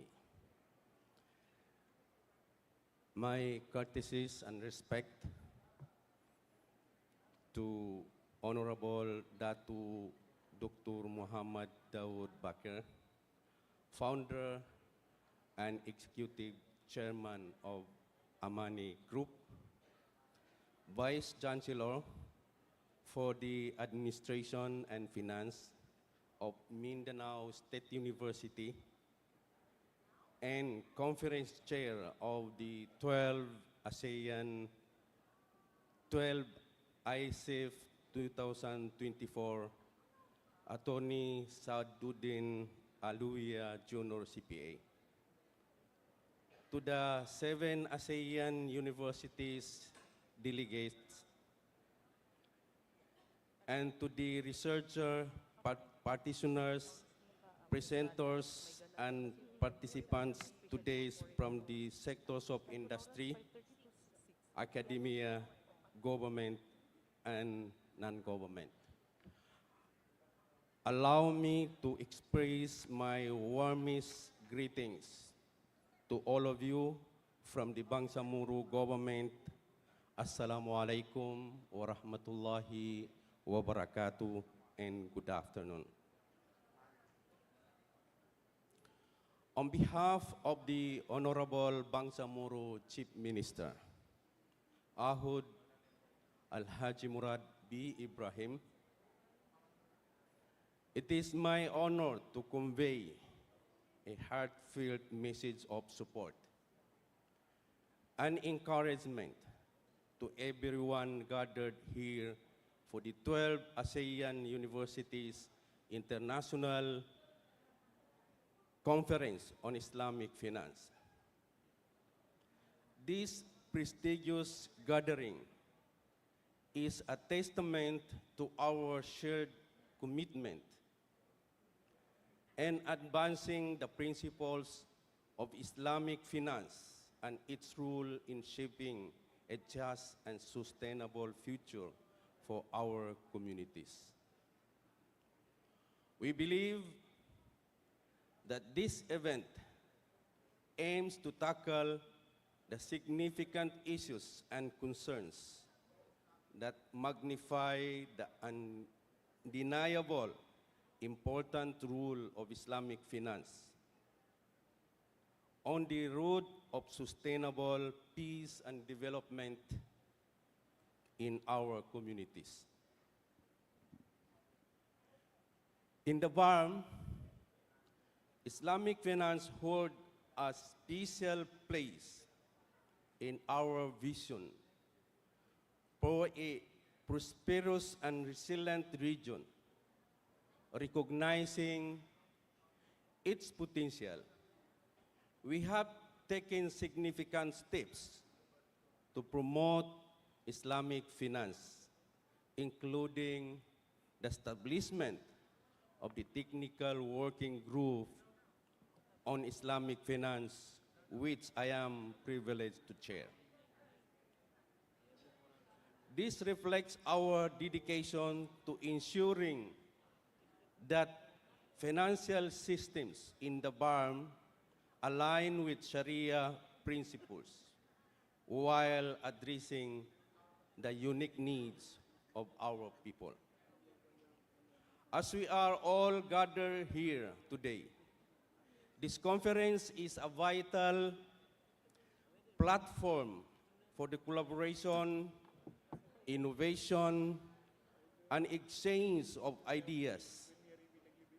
It brings together scholars, practitioners, and policymakers who share a common goal for enhancing the role of Islamic finance in fostering economic growth and social justice. We believe that such gathering will help pave the way for the stronger partnerships, innovative solutions, and more impactful initiatives within the ASEAN region and beyond. Islamic finance is more than just an financial system. It embodies values deeply rooted in equity, transparency, and inclusivity. BARM is actively promoting Islamic finance to address the region's economic challenges and improve the quality of life for its residents. We have noted that Islamic finance is increasingly recognized as significant and emerging sector within the international financial markets. The majority Muslim population in Mindanao and the whole country offers fertile ground for the growth of Islamic finance, as many remain unserved by the conventional banking up until now. The alignment of Sharia law positions in the Islamic finance as a natural fit for the Bangsamoro culture.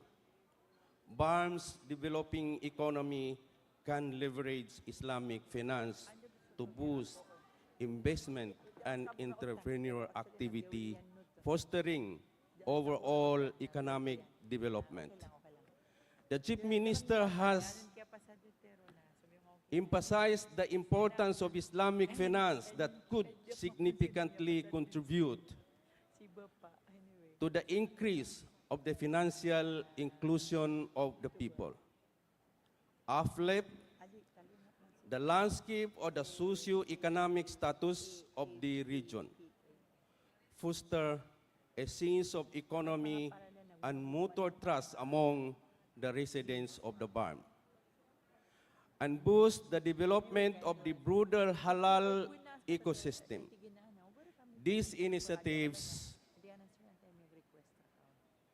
demonstrate the BARM's commitment to promoting Islamic finance and economic development in the region.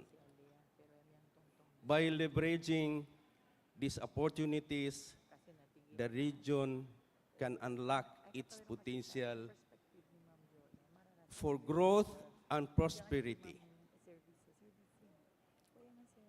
But with this potential comes significant problems. The BARM faces significant economic challenges as it is navigate the Islamic finance, striving to comply with the Sharia principles while remaining competitive globally. The diverse of interpretation of Sharia can lead to the inconsistencies in standardizing Islamic financial products, compounded by the inherent restriction on riba or interest, and asset-backed transactions. Additionally,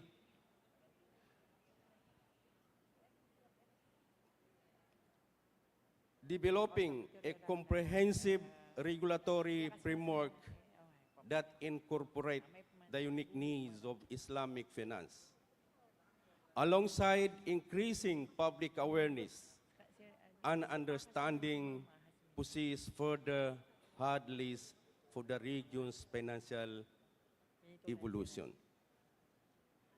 To address these challenges, our Chief Minister is committed and has now calibrated initiatives and methods that lead to the roadmap strategic approaches and action plan for Islamic finance in the BARM region. This year, through the directive of the Chief Minister in partnership with the Leadership Initiative for Future Expectation Incorporated and the Bangsamoro Turkish Academy, the first international conference on Islamic economic and ethics and Islamic finance management was conducted in Cotabato City. Earlier this year, we also have 29 officials and employees from the Bangsamoro government who had been conferred as associate qualification in Islamic finance and are now certified Islamic finance practitioners by the Islamic Banking and Finance Institute, Malaysia. In addition, we have also established together with the national government the Sharia Supervisory Board, which has a mandate that promotes the development of an Islamic banking and finance system in the Bangsamoro region, and when requested by the Central Bank of the Philippines and other financial institutions, is to issue Sharia opinions on Islamic banking transaction and Sharia products in the BARM and in the country. Last week, we have conducted the first Takapul or Islamic Insurance Summit in the BARM, which provides financial protection against risks associated with life, health, agriculture, and livelihood, thereby fostering resilience within our households, micro, small, and medium enterprises, SMEs, and agricultural and fishery sectors, and housing initiatives. Looking ahead, next, it is critical that the ownership of the action plan for the developing Islamic banking in finance in the Bangsamoro reach with the Bangsamoro people. It must also be recognized that the implementation of any plan will require legislative and institutional action at the national level as well as the regional level. This will necessitate a close cooperation between national agencies such as the Bangko Sentral ng Pilipinas and Bangsamoro agencies such as the Bangsamoro Planning and Development Authority in formulating the action plan.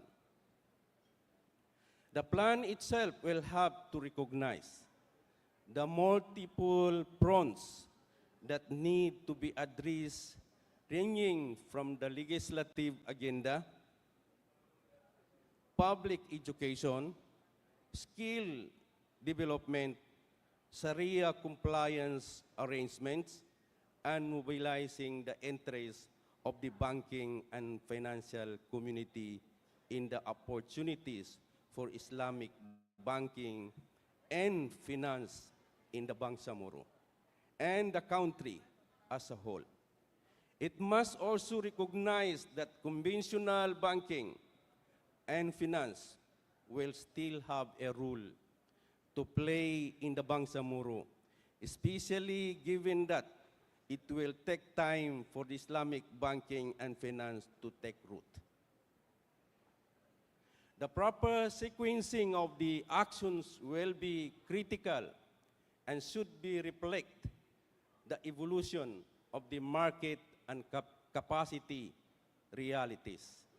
Political considerations cannot be avoided, but they should not dominate the decision-making process, as this would be run the danger of the moving along an unsustainable and non-viable path.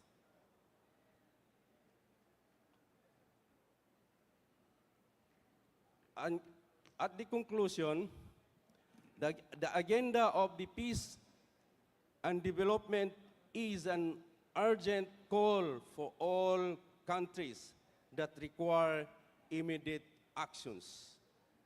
And in order to end this fight for poverty and other deprivation, the ASEAN countries must go hand in hand with the strategies, including the promotion and support of the Islamic banking and finance that can improve health, education, reduce inequality, and encourage economic growth guided by our faith for the future of the next generation. As you engage in meaningful discussion and share valuable insights, may we all remain guided by the higher objectives of the Sharia, advancing welfare, preventing harm, and ensuring fairness in all aspects of our economic activities. On behalf of the Bangsamoro Chief Minister, I commend the organizer of this conference for their remarkable efforts in bringing this conference to fruition. May Allah subhanahu wa ta'ala bless our endeavors and grant us success as we strive for a better future for the BARM, for the entire country, the ASEAN, and the whole Islamic world. Shukran, wa billahi taufiq wal hidayah. Assalamu alaikum warahmatullahi wabarakatuh. Thank you. Thank you, Dr. Jacob, for delivering such an insightful keynote address. We truly appreciate your time and effort in gracing this event. Now, to show our sincere gratitude to our keynote speaker, we have prepared a token and plaque of appreciation. To award, may I call on stage the MSU's Assistant Vice President for Academic Affairs, Dr. Hasmina Dimalna, CPA, to be assisted by the Vice Chancellor for Administration and Finance, Attorney Alawiya, and AICIF President, Dr. Azmi Umar.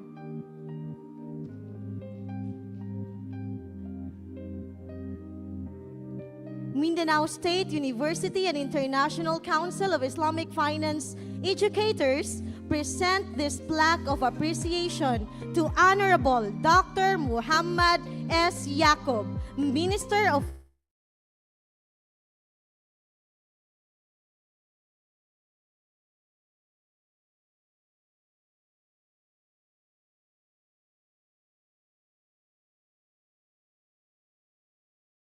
Experience as keynote speaker during the 12th ASEAN Universities International Conference on Islamic Finance, signed by the head organizers.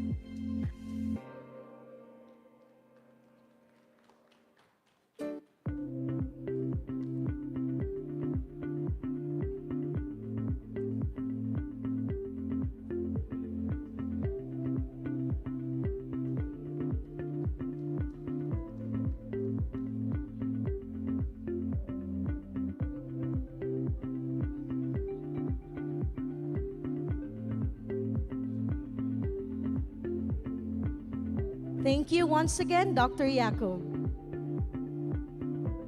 Now we are bound with our last plenary session, the plenary session 5. It is on the topic Halal Business Landscape. This session will look into the rapid growth of the halal industry as it expands internationally, driven by an increased demand for Sharia-compliant products. Panelists will discuss ASEAN's collaborative efforts in position itself as a global halal hub and the implications for trade, policy, and regulation. And it is with pleasure to introduce the moderator for this plenary session. He is a research enthusiast, a holder of Doctor of Philosophy in Philippine Studies, and Sharia counselor at law. He is an associate professor of King Faisal Center for Islamic, Arabic, and Asian Studies, and currently serving as special assistant to the Office of the President. We have Muhammad Jihan M. Makarambon. Thank you, Dr. Zahia. Ladies and gentlemen, esteemed guests and fellow participants, Assalamu alaikum wa rahmatullahi wa barakatuh, and a very good afternoon. It is my distinct honor to welcome you all to the last session of the 12th ASEAN International Conference on Islamic Finance, where we will delve into evolving and impactful halal business landscape in ASEAN countries. I am Dr. Muhammad Jihan, and I will be your moderator for this last plenary session. The halal industry has seen remarkable growth in our countries. ASEAN, not only as a cornerstone of Islamic finance, but as a global economic driver. The Bangsamoro in particular, with our rich cultural diversity and shared heritage, halal businesses hold a unique position. They bridge ethical consumption, economic innovation, and community empowerment. This session is dedicated to exploring how ASEAN countries navigate these promising landscapes and covering both opportunities and challenges. With that being said, we are privileged to have with us distinguished speakers who are experts and pioneers in their respective fields. They will share valuable insights, innovative approaches, and actionable strategies that are shaping the halal business ecosystem in ASEAN. Without further ado, let us warmly welcome our esteemed panelists.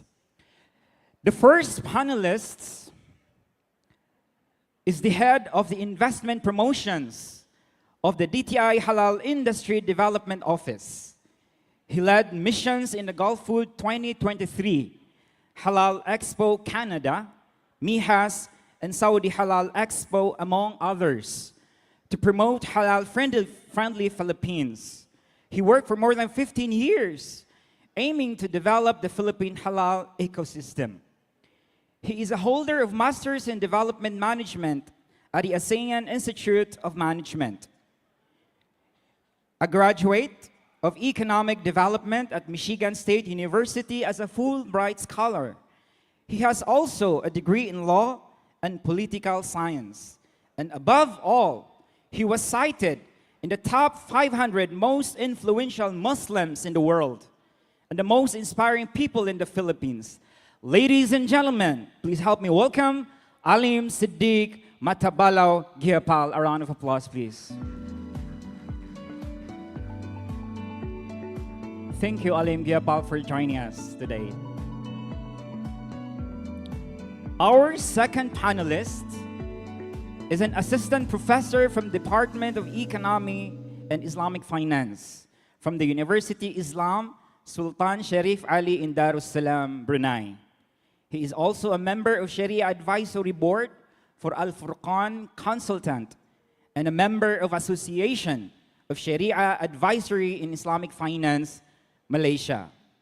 He is a holder of Sharia degree from Al-Azhar University in Egypt, as well as Masters and PhD in Islamic Finance. Please help me welcome Dr. Qamarussalam Yusuf.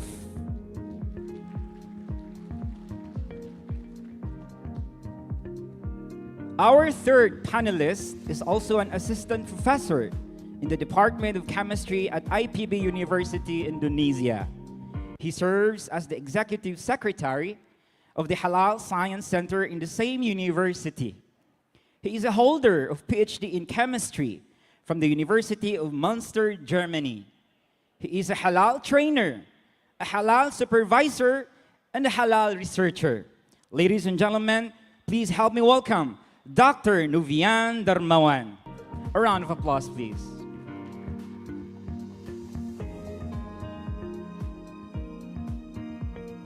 Finally, our fourth panelist, being the most familiar to us for his various contributions to our community.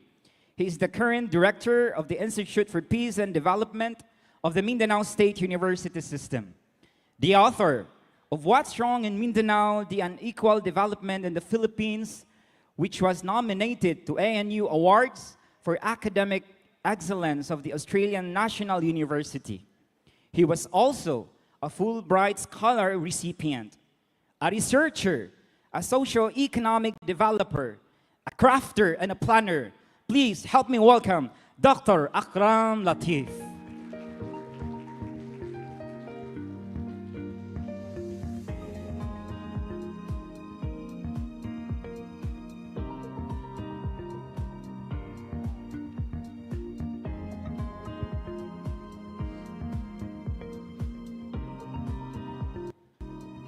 And now that we are settled, let me outline the session structure. Each speaker will have 15 minutes for their presentations, followed by an engaging Q&A session. I enjoin everyone to please actively participate and join us in this collaborative exchanges of ideas. Without further ado, let us now call on the first speaker, who will walk us through the topic on halal business landscape. Once again, please help me welcome Alim Siddiq M. Giapal.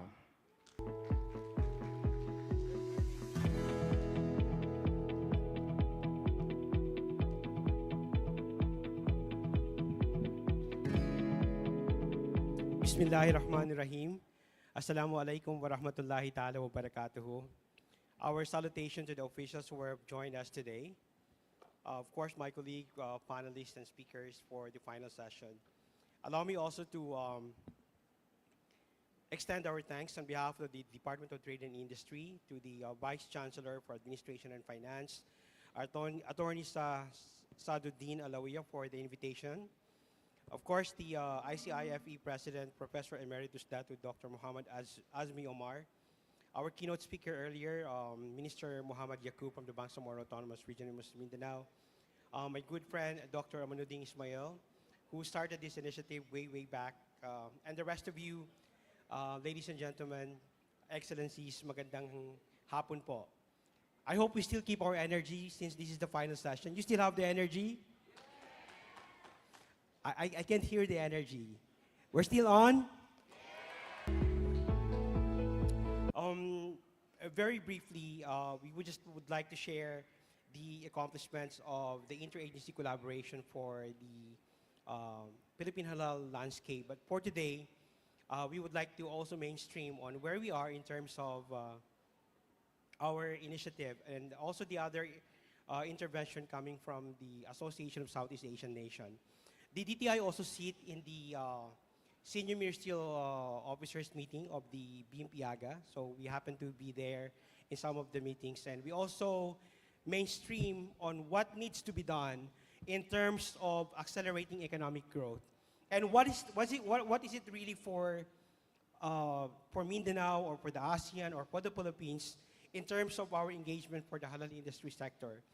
For the members of the Philippine Halal Export Board, it can be summarized into 3 items. Number 1, halal industry is not just a way of life for the Muslims, but more so for the country like ours. It has been mainstreamed by the President himself to consider this as a vehicle for economic development through industry development. Number 2, investment promotion. Number 3, capacity building. And number 4, generating or improving the halal integrity of the Philippines. Yeah. By the way, I also happy, this is also, sabi nga ni Mahar kanina, mayong udto sa inyong tanan. I'm also an adopted son of this region.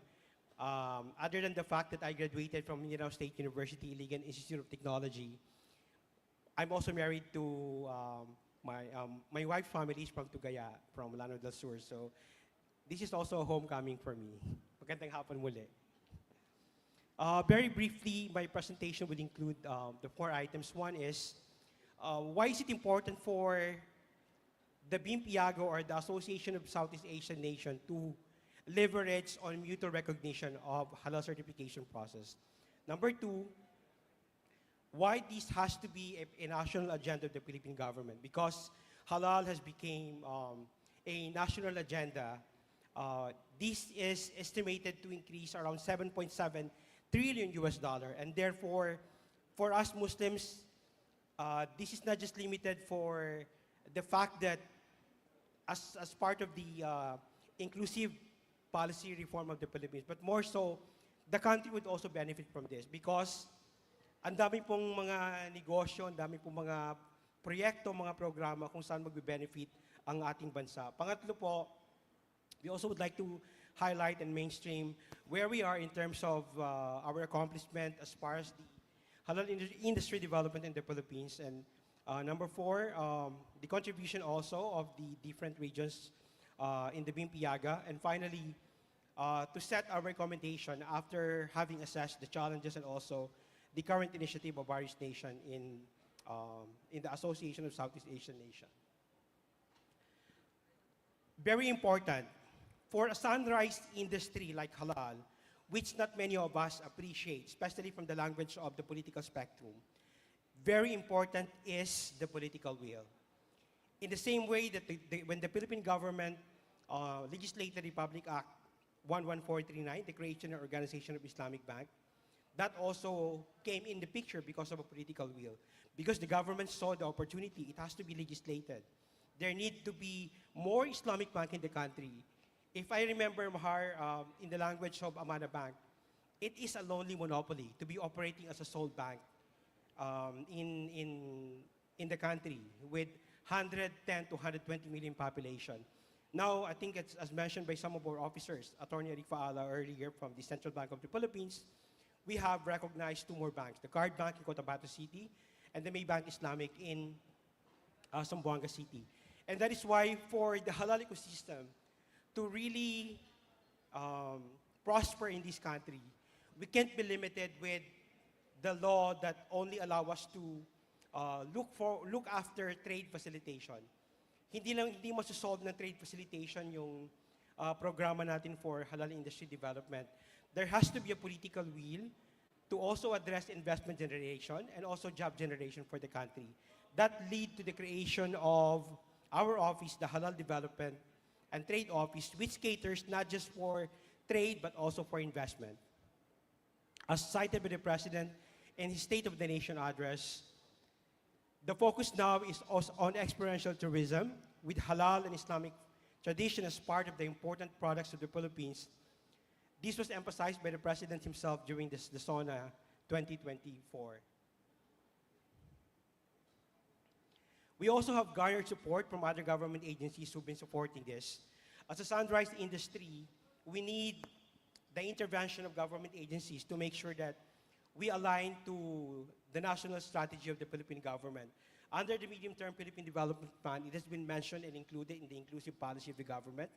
But at the same time, as I mentioned earlier, there has to be a way to go beyond trade facilitation. And this is very important, the priority of the national government now, to highlight the 4 pillars of halal industry in the Philippines, which we also pick up from Malaysia, from Indonesia, and from Brunei Darussalam, to address the 4 items: halal integrity, investment promotion, industry development, and capacity building. To achieve that, we need our presence and collaboration with all the major key players. Halal industry development, as we've seen the growth in the Middle East and Southeast Asia, there is a huge participation from the private sector. And so we continue to expand.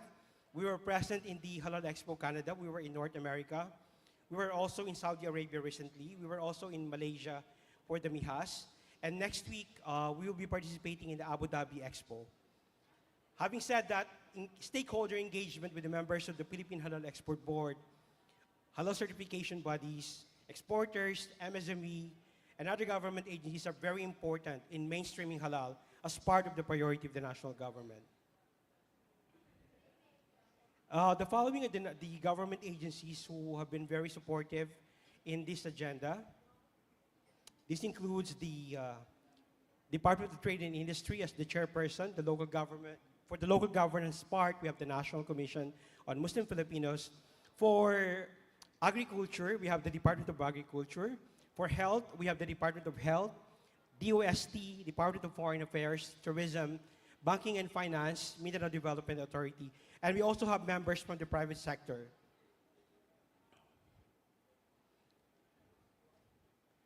Now, for the Philippines we also had highlighted this in our various meetings.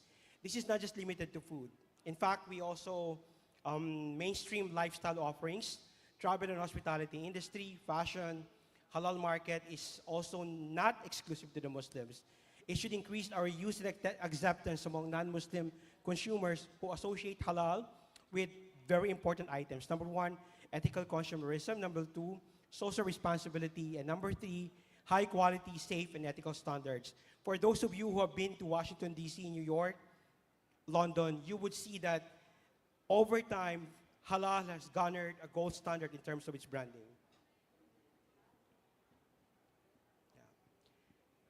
I've mentioned this, in 2025, it is estimated to reach around 7.7 trillion US dollars. And it's influenced merely by the increased number of the Muslim population and the understanding of the world market that more than being a numerical milestone, the data underscores the growing importance of halal products and services. So this is the figures stating the current valuation for halal food, Islamic finance, halal tourism, modest fashion, halal media recreation, halal pharma, and cosmetics. These are the non-Muslim countries who are benefiting from the halal economy all over the globe. The key halal markets in non-Muslim countries includes our country, Philippines, but also India, China, US, France, Germany, UK, and Canada. I just came from Beijing a few months ago, and halal is also respected in that country. In fact, where I stayed, my hotel, which is in Shangri-La, in that part of the country, it's very close to the masjid, and it's also very close to accessibility for some of the halal food and products.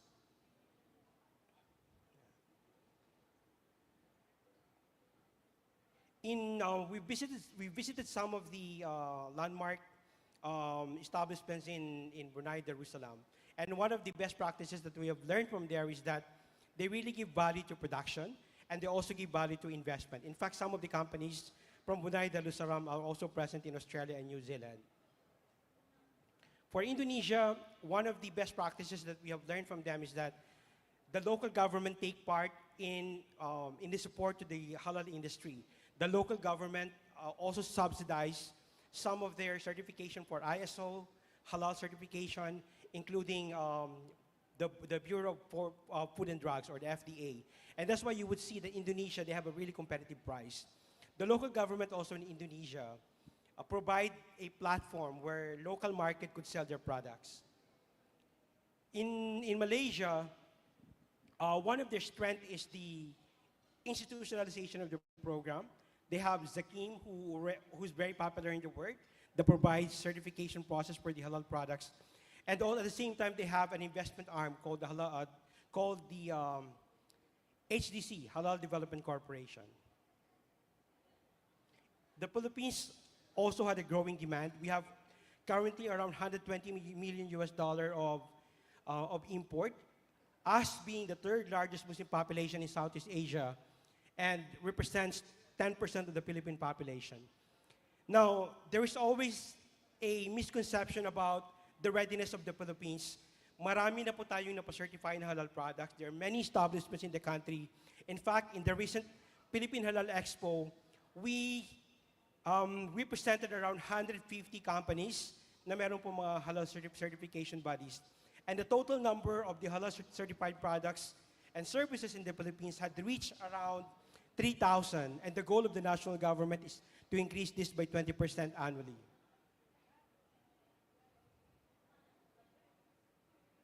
So these are the demand for halal products in the Philippines: beef, poultry meat, glycosyrup, animal fats, and dairy products. Our current export, so these are the sources from New Zealand, India, South Korea, Brazil, Australia, and the US. Our current export includes agri-products, especially for area like Mindanao. We really need to substantiate our agri-technology because this is where the gap are coming from. Our top export includes Malaysia. We also have UAE and other countries such as Singapore, Iran, Qatar, and Kuwait. As part of the Philippine Halal Industry Development Strategic Plan 2020 to 2028 that creates our office, the Philippine Halal Board has agreed to launch a unified national brand that will promote the Philippines as a premium halal-friendly hub in the Asia-Pacific region. These are the other legal bases which have already been discussed by my colleague from the NCMF as well as the Bangko Sentral ng Pilipinas. One of the strategies that we have done for the Philippines so far is to make sure that we work closely with the stakeholders. We have met with the members of the halal certification bodies as well as the exporters, including the Bangsamoro Autonomous Region in Muslim Mindanao, our neighbors from the Bimpiaga,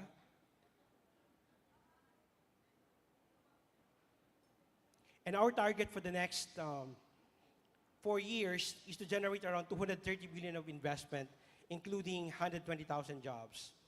To update you in our current work at the Philippine halal industry, our sales for the International Food Expo first quarter of the year had reached around 32.8 million pesos, supporting local MSME. In Malaysia, we have generated around 7.9 million US dollars. In Saudi Halal Expo, we have reached around 105.7 million US dollars. So imagine bringing these numbers here in Cagayan de Oro or in the Bangsamoro.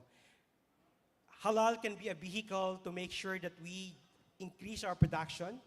We work closely with the entrepreneurs para po matulungan natin sila magkaroon, ma-develop yung kanilang mga negosyo.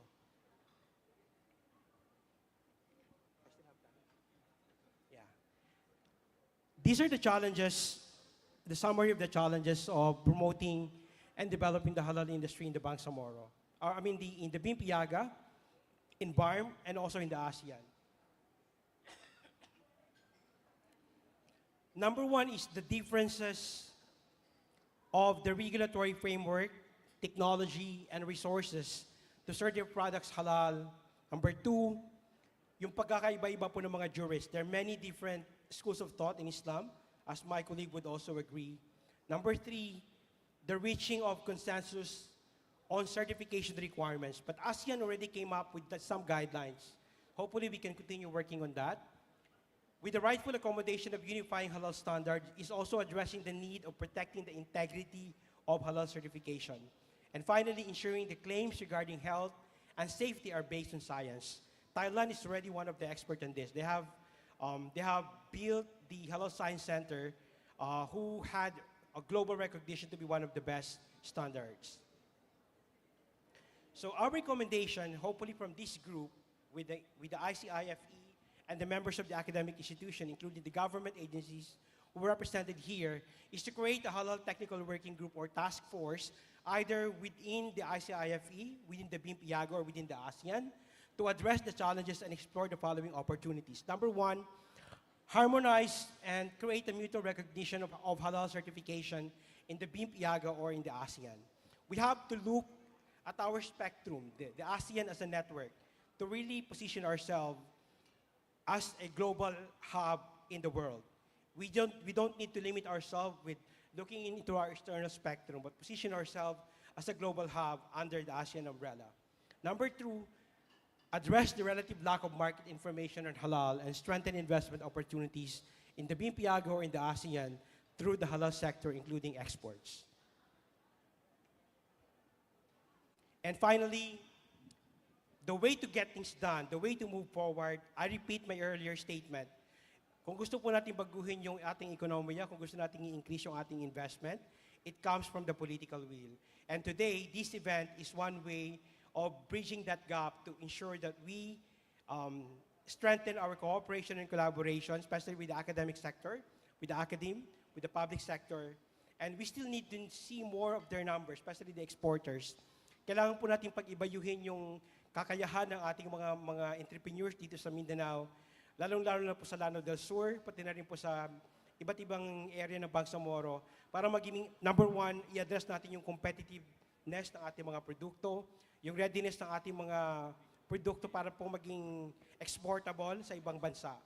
And our challenge next year, hopefully, for the next Saudi Halal Expo, the next Mihas Expo, the next Abu Dhabi Expo, marami po mga company or mga produkto mula dito sa Mindanao State University, mula sa Lanao del Sur, mula sa Bangsamoro na makapag-participate. Me personally, my advocacy is to see that number. Alam niyo po, medyo bias ako sa lugar natin. When I see that number, I always ask my team, doon sa 105 million US dollar, ilan yung napunta sa Mindanao para doon? And the number is less. But I think we have the next 4 years to work together. Number two, this has to be seen in the spectrum of progressive and developmental approach. Hindi po pwede maging attitude natin that when the law says, the law has the restriction to do this. Kasi kung tinignan natin yung batas to welcome Maybank and to welcome Cardbank, wala po sana sila ngayon if we didn't legislate the Republic Act 1149. So we have to be more progressive. You have to be more developmental approach in our thinking. And again, this is a vehicle for us to work together, partnership and collaboration, position the Philippines as a premier friendly hub in the Asia Pacific, and position ASEAN as a global leader in halal. The references of this discussion, and again, we'd like to emphasize, B2B is important, government to government is important, but to make a difference, it has to be a people-to-people relationship.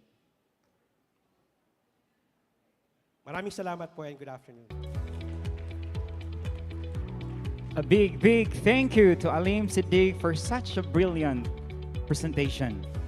Your ability to connect with your audience make the halal landscape not just beautiful and meaningful, but also accessible. Thank you so much. Once again, a round of applause for Alim Siddiq.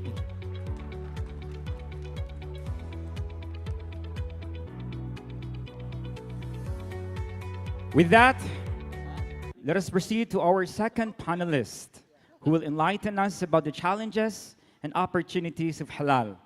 Please help me welcome the second speaker, Al-Alim, Dr. Qamarussalam Yusuf.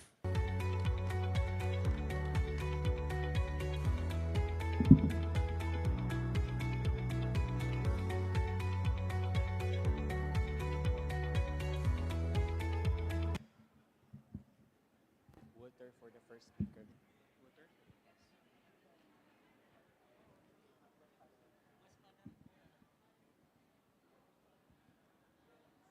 Assalamu alaikum warahmatullahi wabarakatuh. Alhamdulillah wassalatu wassalamu ala Rasulillah wa ala alihi wa sahbihi ajma'in. Rabbi shrah li sadri wa yassir li amri wa hlul 'uqdatam min lisani yafqahu qawli. Magandang hapon.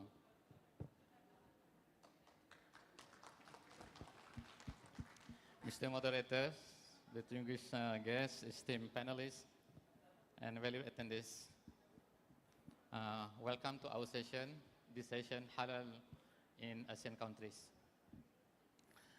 I hope, inshallah, you still can enjoy this session, inshallah. Yes, of course. This Inshallah. afternoon session. Kumusta lahat? Mabuti. So actually, I'm from Brunei. Mr.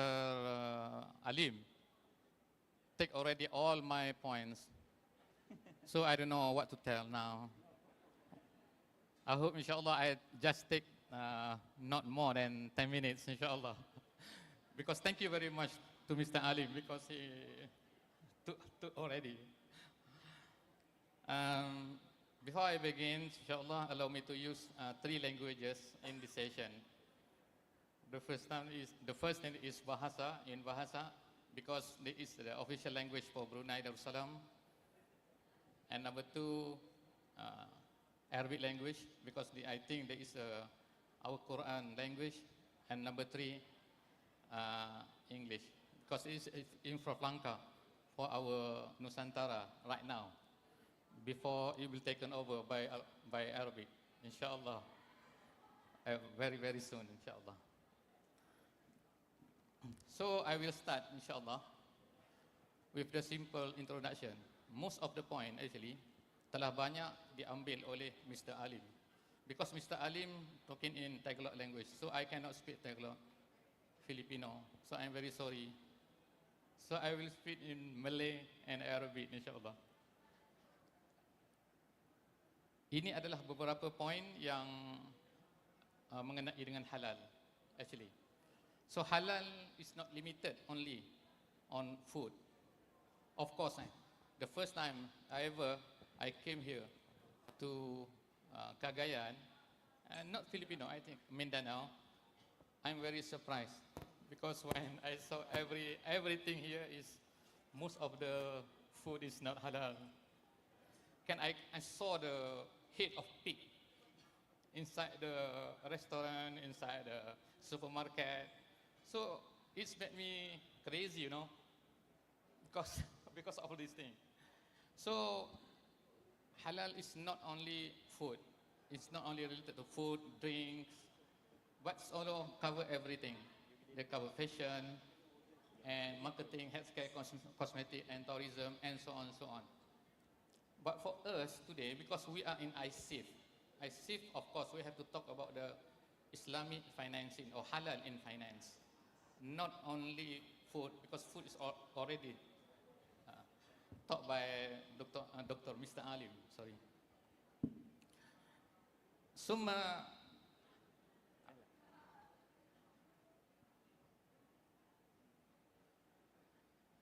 insyaAllah, my topic insyaAllah divide to 2 sessions. Point number one adalah berkenaan dengan challenges. Challenges dalam dunia halal, dalam market, halal market. And number 2 adalah berkenaan dengan opportunities ataupun peluang-peluang, furas al-mawjudah insyaAllah fi suq al-halal. We are talking about our world, not our region only.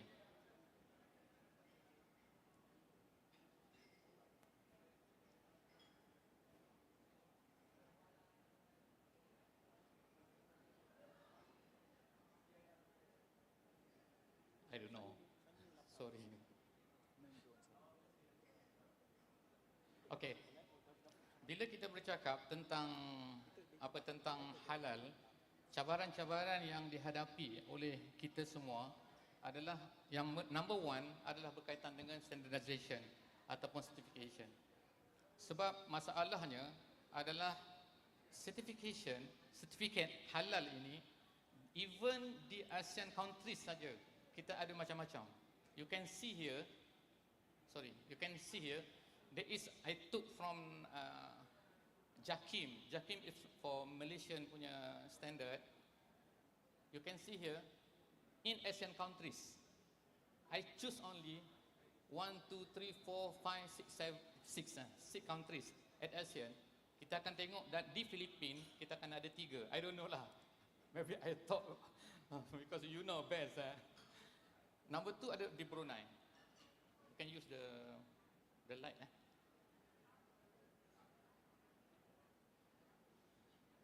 Okay, di Brunei hanya satu sahaja tanda halal, iaitu tanda halal yang nama Brunei itu. Kemudian dari Thailand ada banyak actually. I asked my friend from Thailand, because we have a lot of Thailandese di Brunei, dan they said bahawa dia kata ada banyak sebenarnya, tetapi ini adalah recognized oleh Malaysian JAKIM. Number 3 is Malaysia, number 4 is Singapore, the only one also, and Indonesia. I don't think maybe brother from Indonesia know better and know best about this thing. Jadi nampak tak bahawa di sini kita akan ada beberapa, dan the problem ialah bila banyak ni kadang-kadang confused. So normal people, orang-orang biasa maybe tak boleh ingat semua benda ni. Ini dari mana, ini dari mana, ini dari mana. Maybe kata di Filipina kita ada 3, halal macam ni, halal macam ni, halal.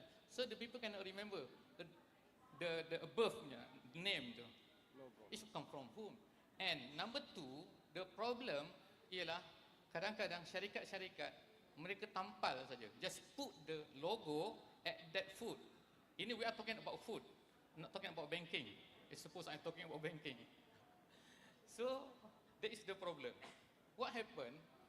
Sorry.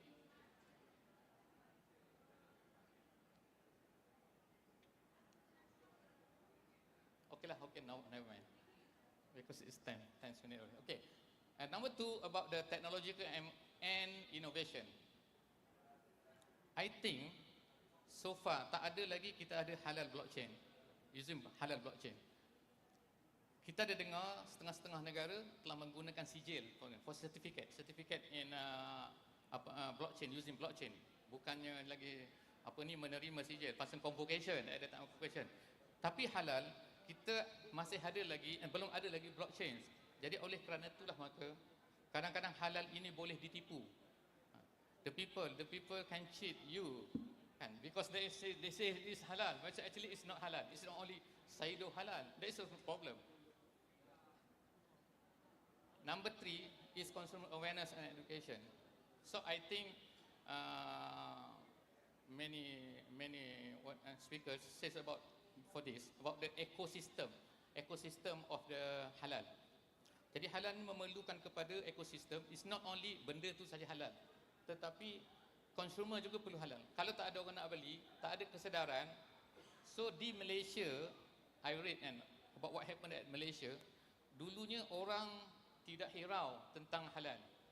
Tetapi apabila dakwah berlaku, orang ada kesedaran Islam, as mentioned by the former speaker, I think, dia cakap tentang kesedaran orang di Malaysia after tahun 80s, I think after 80s, dia mula start tu awareness tu wujud, kan?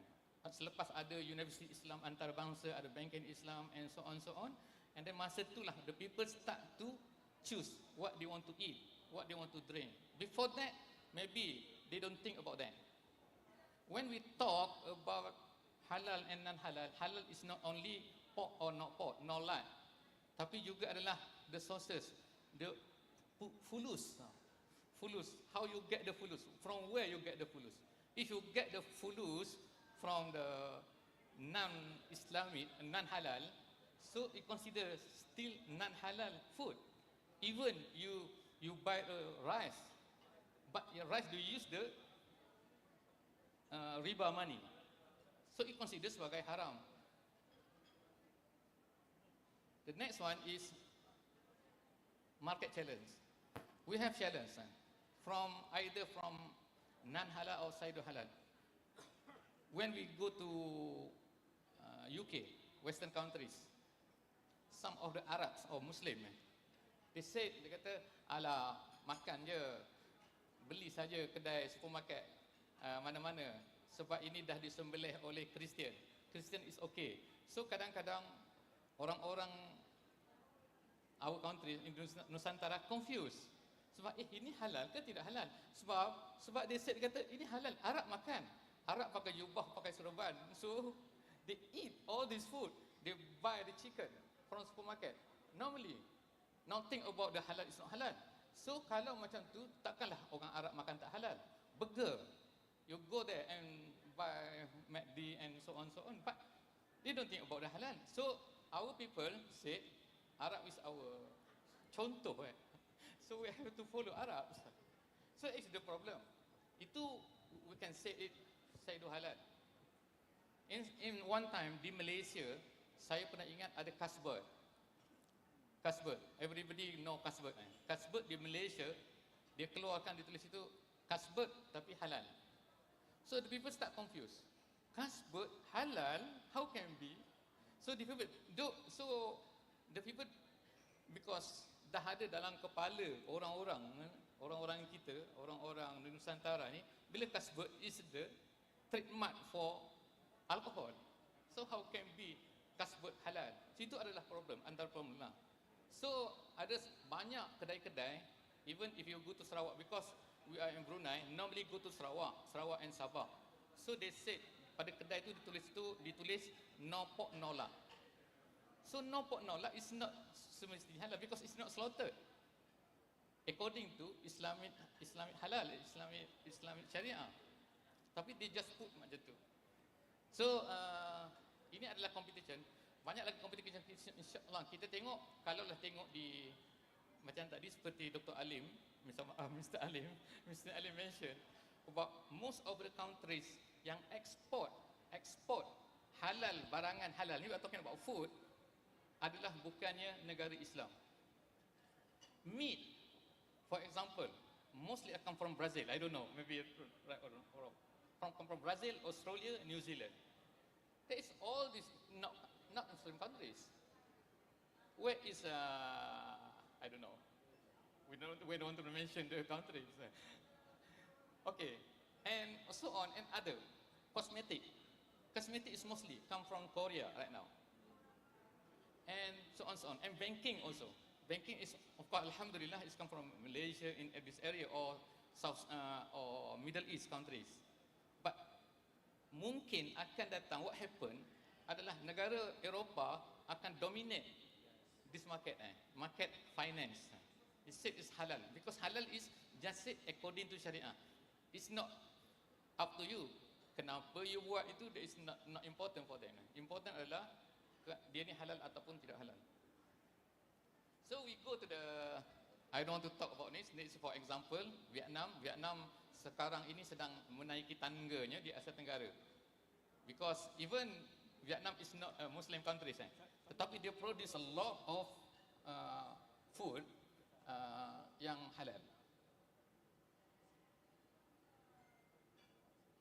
Ini adalah problem di Malaysia. Sebagai contohnya adalah disebutkan di sini adalah only 5-7% daripada Muslim yang apply for halal. So it's half of the halal certificate in Malaysia adalah diberikan kepada non-Muslim companies.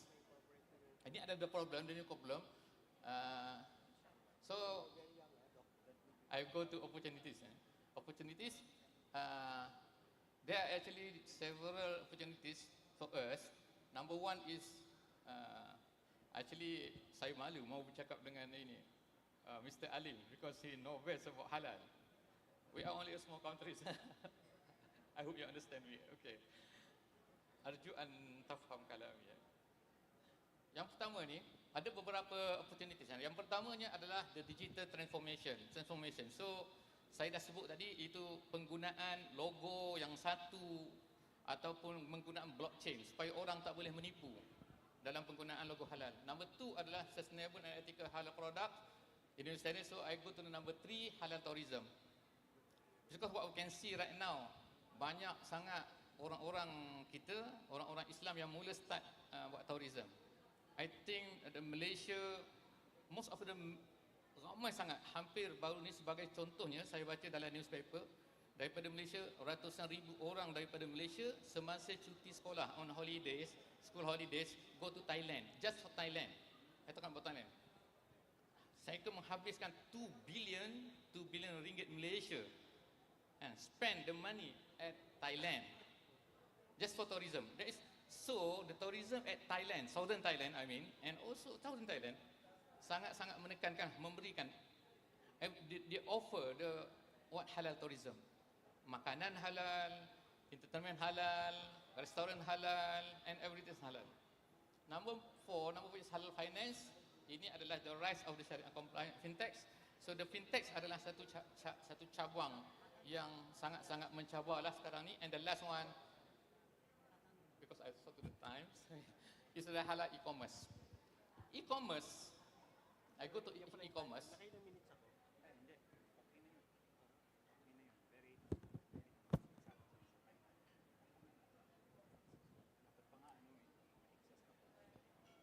I don't know, ini adalah betul ataupun tidak betul.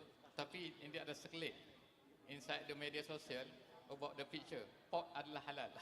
I don't know. It may be happen. It may be happen.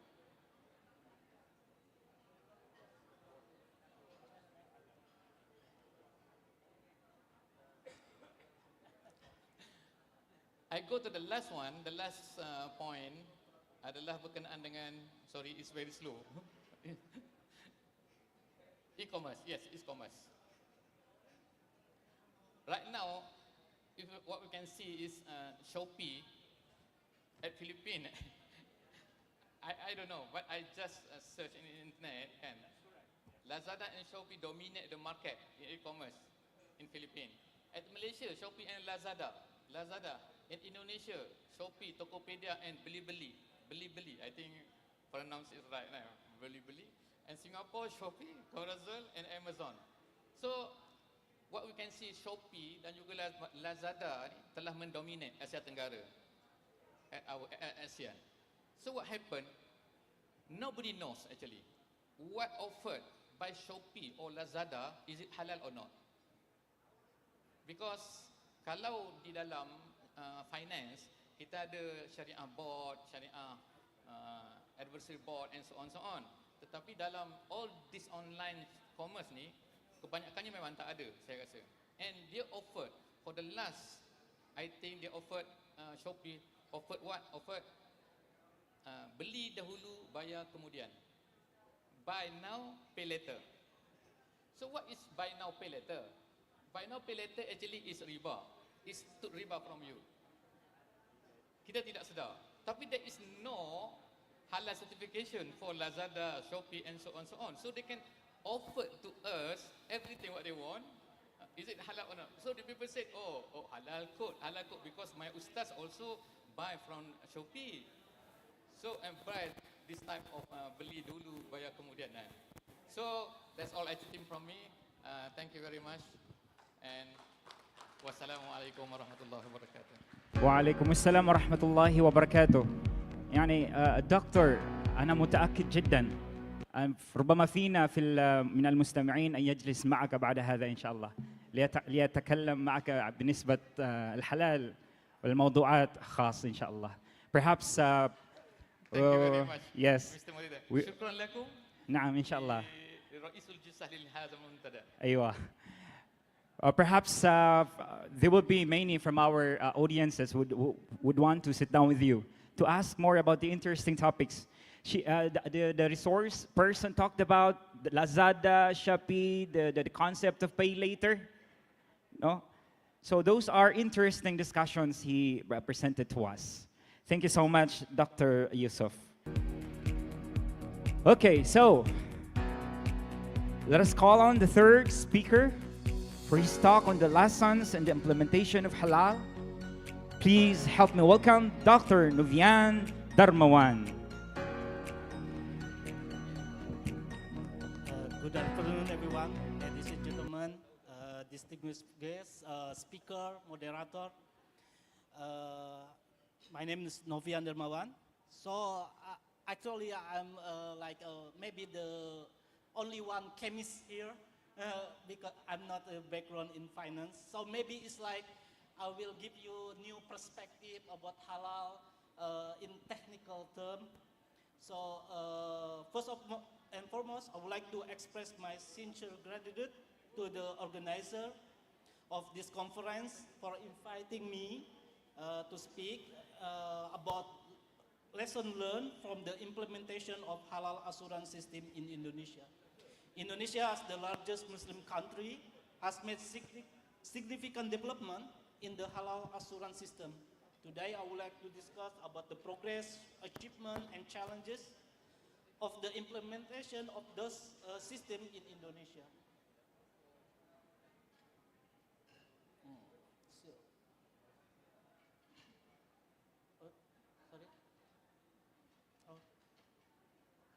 Okay.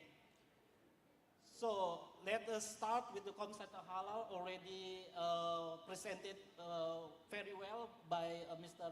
Alim and Dr. Yusuf. Halal is more than religious obligation. It has evolved into global lifestyle trend. Why?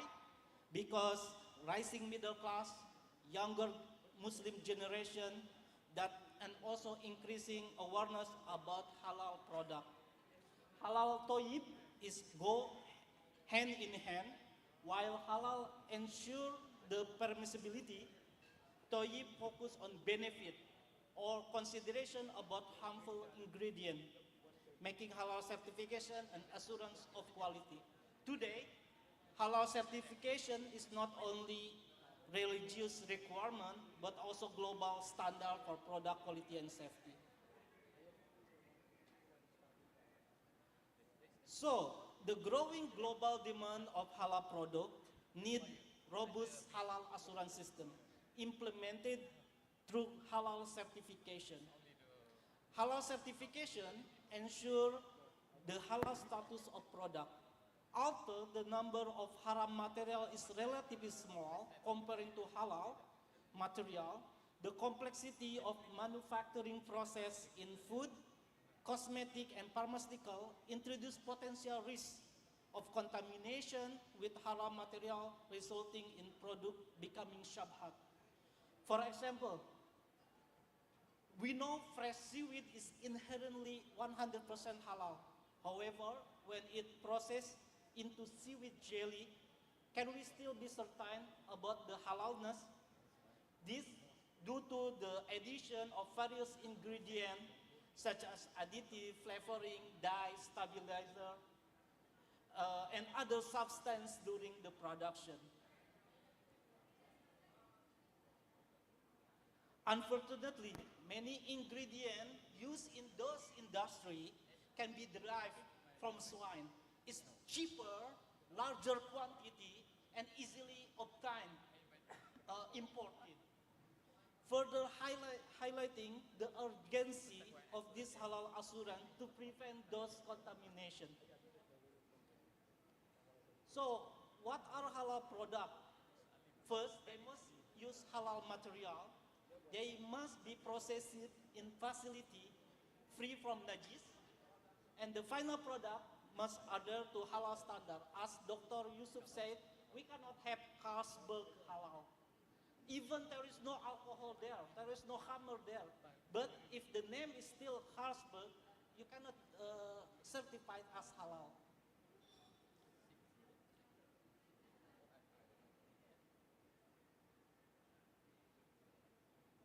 Next slide. Okay, the halal assurance system formed the foundation for halal certification. It addressed the change in material, processes, product development, personnel in the company. Still, and those changes cannot alter the compliance with halal standard. So we need the system. Next. And this implementation of halal assurance system can uphold the integrity of halal production from farm to table, to the final consumer. Okay.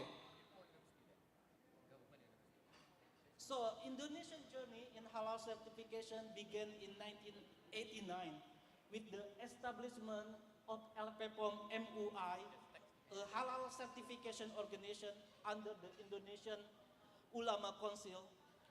LPPOM MUI developed halal assurance system known as HAS 23,000, and from 90s and 2000, Indonesia implemented a voluntary halal certification scheme.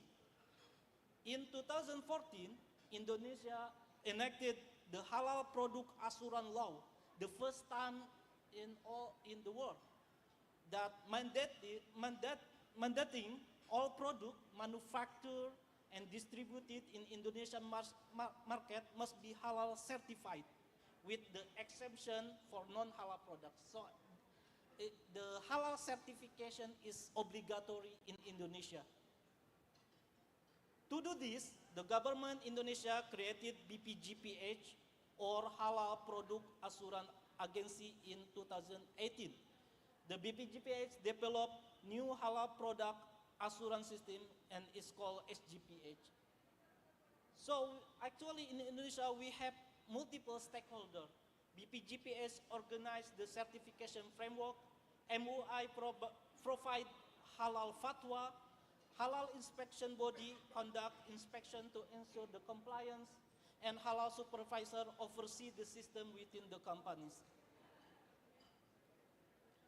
So what is the criteria for this assurance system? First, there should be proof of commitment and responsibility from business owner. The second, the material used in the production should be halal. The facility should be free from najis. the product should be adhered with halal standard, and there should be evaluation and monitoring of the system regularly. So, next. Oops, I think. Okay, so what kind of product that should be halal certified? We have food, beverage, cosmetic, and pharmaceutical, and also service products such as slaughtering, catering, restaurant, distribution, and storage service. In Indonesia, there is two schemes of certification. The first one is the regular scheme, that the compliance of the product was examined by the auditing process conducted by independent halal inspection body. So it's not like in Malaysia, the auditing process conducted by JAKIM. BPGPS only set the rule and guidelines. Next. Okay, and the second scheme is a self-declare scheme for micro enterprise that simplifies the certification process. The process supported by halal assistant recruited by university, local government, or Islamic non-governmental organization. Moreover, this process is free of charge because it's subsidized by the government. Next. So actually, our center also facilitate this halal self-declare for SMI. Next. Okay, so now we talk about Indonesian position in global halal industry. As the largest Muslim country, we have 88% population Muslim, with 70% of that is in the productive age, indicating a huge and fast-growing halal market. Indonesia is ranked number 3 in halal economy according to Global Islamic Economy Report, and data from National Committee for Islamic Economy and Finance show the total export value of halal product from Indonesia reached 62 billion in 2022. And the number of halal certified products has increased rapidly since the implementation of mandatory halal certification. Based on Salam Gateway, 30 company has been ranked among the top product company from OIC. Out of these 30 company, 15 are from Indonesia. A remarkable, it's quite achievement. For example, number 1 is Bio Farma, an Indonesian company produce halal vaccine and drug. Additionally, company like Wardah Cosmetic or Dexa Medica Pharmaceutical also demonstrate when they compliance with halal standard, their market is expanded and they build consumer trust. So one of the example is Wardah. Wardah is halal cosmetic number 1 brand in Indonesia. They position like the first time they claim as halal cosmetic. And they become household name for halal cosmetic. They successfully integrate the halal assurance system despite the globally dispersed location of ingredient and supply chain. Next. Also the similar, the Dexa Medica Group, I think I got this from Filipina market, the drugs. So this Indonesian leading pharmaceutical company, one of the leading pharmaceutical company, the company has around 800 pharmaceutical brands, more than 98% of which are halal certified. So, because of the requirement from the people of Indonesia, besides Indonesian company, multinational company in Indonesia also adapted their product to halal trend because they feel the benefit, like for the market share and everything. Also, as Dr. Yusuf already mentioned about the e-commerce in Indonesia, the e-commerce platform already have specialized platform for halal halal part. So it's like Halalpedia, Shopee Barokah, Beli Beli Hasana, Lazada Amanah. So in that platform, they only sell halal certified product. Despite the progress, Indonesia faces challenges in halal implementation. Frequent regulatory change create confusion among the stakeholders. The globally halal supply chain add complexity in ensuring compliance, and also for the SME, often struggle with limited resource and logistical constraints. In the last 2 minutes, I would like to introduce our research center, is Halal Center, Halal Science Center IPB is in the Bogor campus. So we are, next. So we are a research center at IPB University with primary focus on developing halal science through research, academic, and community service. We offer competency-based training program for halal supervisor, halal auditor. Our research, next. Our research also focus on halal product innovation, halal authentication, and halal assurance system utilizing AI and blockchain technology. This year, we conducted a halal summer course in halal science. Also, I think some of the students from FSU joined the course. And inshallah, we plan to organize another summer course next year. We look forward to your participation in this event. In conclusion, next, the implementation of halal assurance system is critical for upholding the integrity of halal product. I hope Indonesian experience offer valuable lesson. As Dr. Alim said, to establish the system, you need political will, but the political will follow the requirement of the people. If the people require that is important for them, they will ask the representative to make the regulation that suit for them. Once again, I extend my deepest appreciation to the organizer for this opportunity and to all of you for your attention. Thank you, terima kasih, and maraming salamat po. Maraming salamat din po. Thank you so much, Dr. Darmawan. By the way, once again, for the information of everyone, Dr. Darmawan was an expert on the subject of chemistry. So remember that we cannot talk about halal things without interventions from science. Once again, Dr. Darmawan. With that, and for the last speaker, for this 12th AICIF conference, I would like to encourage everyone to give your attention to our final speaker who will walk us through the role of our universities in the halal industry. Ladies and gentlemen, Dr. Akram Latif, a round of applause, please.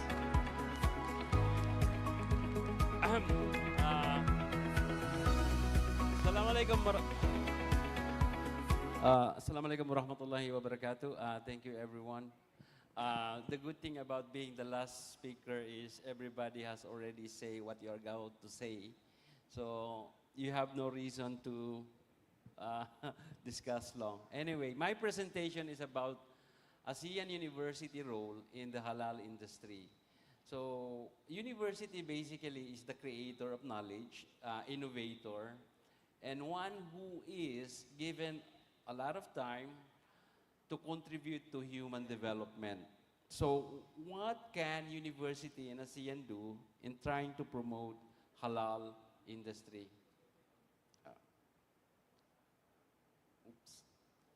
Okay. I think the first one, okay. Okay, education and training. Education is training. I'm not Can you go back to the next slide, previous slide, please? Okay, next slide. I'll read. Okay, education and training, specialized program. The university can offer specialized program, especially in the case of the Philippines. Because currently, right now, we don't have a sustainable way of actually training people to do halal. MSU had done a lot of training. MSU system had done a lot of training. It's still building its capacity. But so far, what you have is some very small institute trying to offer, and they are not sustainable. So MSU, with the help of other university in ASEAN, can somehow collaborate and help each other in trying to offer halal programs, especially, for example, in handling food or in tourism, and a lot of things that they could do, no? Awareness campaign also, an executive education program specific to certain industry like, for example, agriculture or food processing. Next slide. Research and development. This is where university has absolute advantage when it comes to research and development because that's our job. Our job is to produce knowledge. Our job is to sit down, go to the lab. But to do this, the MSU system and with the collaboration of other universities in ASEAN has to pull resources together, share knowledge, and also probably an investment from the regional government and the national government to create halal laboratory, especially in the MSU system, where we can test and validate the halal certification issued by certain agency or halal certifying body. We can also research especially on halal processes and alternative protein, especially on the question of gelatin. Because gelatin right now, a huge percentage of gelatin are actually from pork or swine. But there's a plant-based gelatin that is based on seaweed, and we know that the ARMA, the Bangsamoro, especially in the island provinces, is the biggest producer of seaweed in the Philippines. And with technical know-how and knowledge, through research and development, we can exploit this advantage that we had and create a sort of alternative product that is a substitute for pork-based gelatin. So this is something of an opportunity for Mindanao State University. Next slide. Collaboration with the private sector. This is what we need to do. This is something like a PPP, but it has a different twist, wherein not only are we helping private sector to be efficient and effective in their halal processes, but we are also helping them do certain market research, how to penetrate certain segment of the industry, how to network with other corporation, or even to do internship. In a way, it's a mutual beneficial relationship where our student also can go to private corporation and engage in halal-related businesses. Another one is consultancy and advisory engagement. There was a story about Jollibee, no? Jollibee is one of the food chain, and they want to enter the burger market. At that time, burger market is dominated by McDonald's and Wendy's. So they hire a researcher from the university to figure out how Jollibee could enter into the business. So what they did is this researcher from the university, I think it's from AIM, Asian Institute of Management, do a research. Because we are talking about multi-billion peso business in the Philippines. So what they found out is most people who buy burger are actually boys who give them to their girlfriend. So the finding is that if Jollibee needs to penetrate and get a huge market share of the burger market, they need to design their burgers small so that when a lady try to, bite it, it's not gonna open its mouth really wide, and that's what Jollibee did. That's why when you look at the Jollibee burger, it's quite small. And with that simple knowledge, because of consultancy and advisory work from an academic institution, Jollibee managed to increase its market share by 20% from almost negligible part. So this is what consultancy with private sector, collaboration with private sector does. And in the case of the Bangsamoro, it's very rare that the private sector do engage the academic institution like the Mindanao State University. Next. Policy, regulation, and support. We have the BARM Halal Development Plan from 2023 to 2028. This was formulated by the Bangsamoro Regional Government. But like any other plan, this needs an implementing specific portion of it. The MSU system, together with other ASEAN countries with transfer of knowledge, can help a lot in how to execute some portion of that plan, especially on awareness and technical capability, because that's where we have our advantage. So if we can support this plan, like any other plan, it will remain a plan. It is not going to be implemented. And MSU being the biggest in Mindanao can actually contribute substantially in realizing this plan. Policy think tank.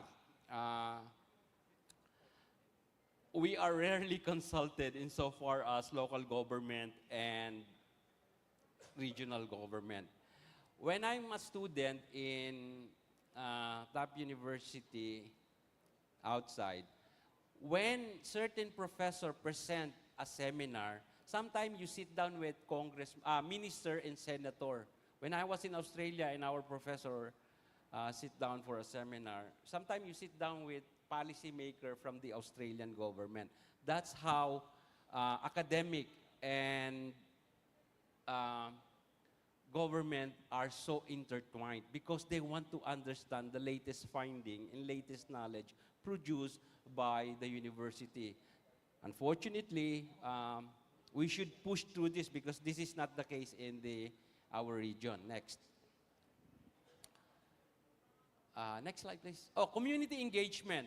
We need to do this, no? Awareness, competition grant, alumni network, leveraging, consumer advocacy, and halal awareness.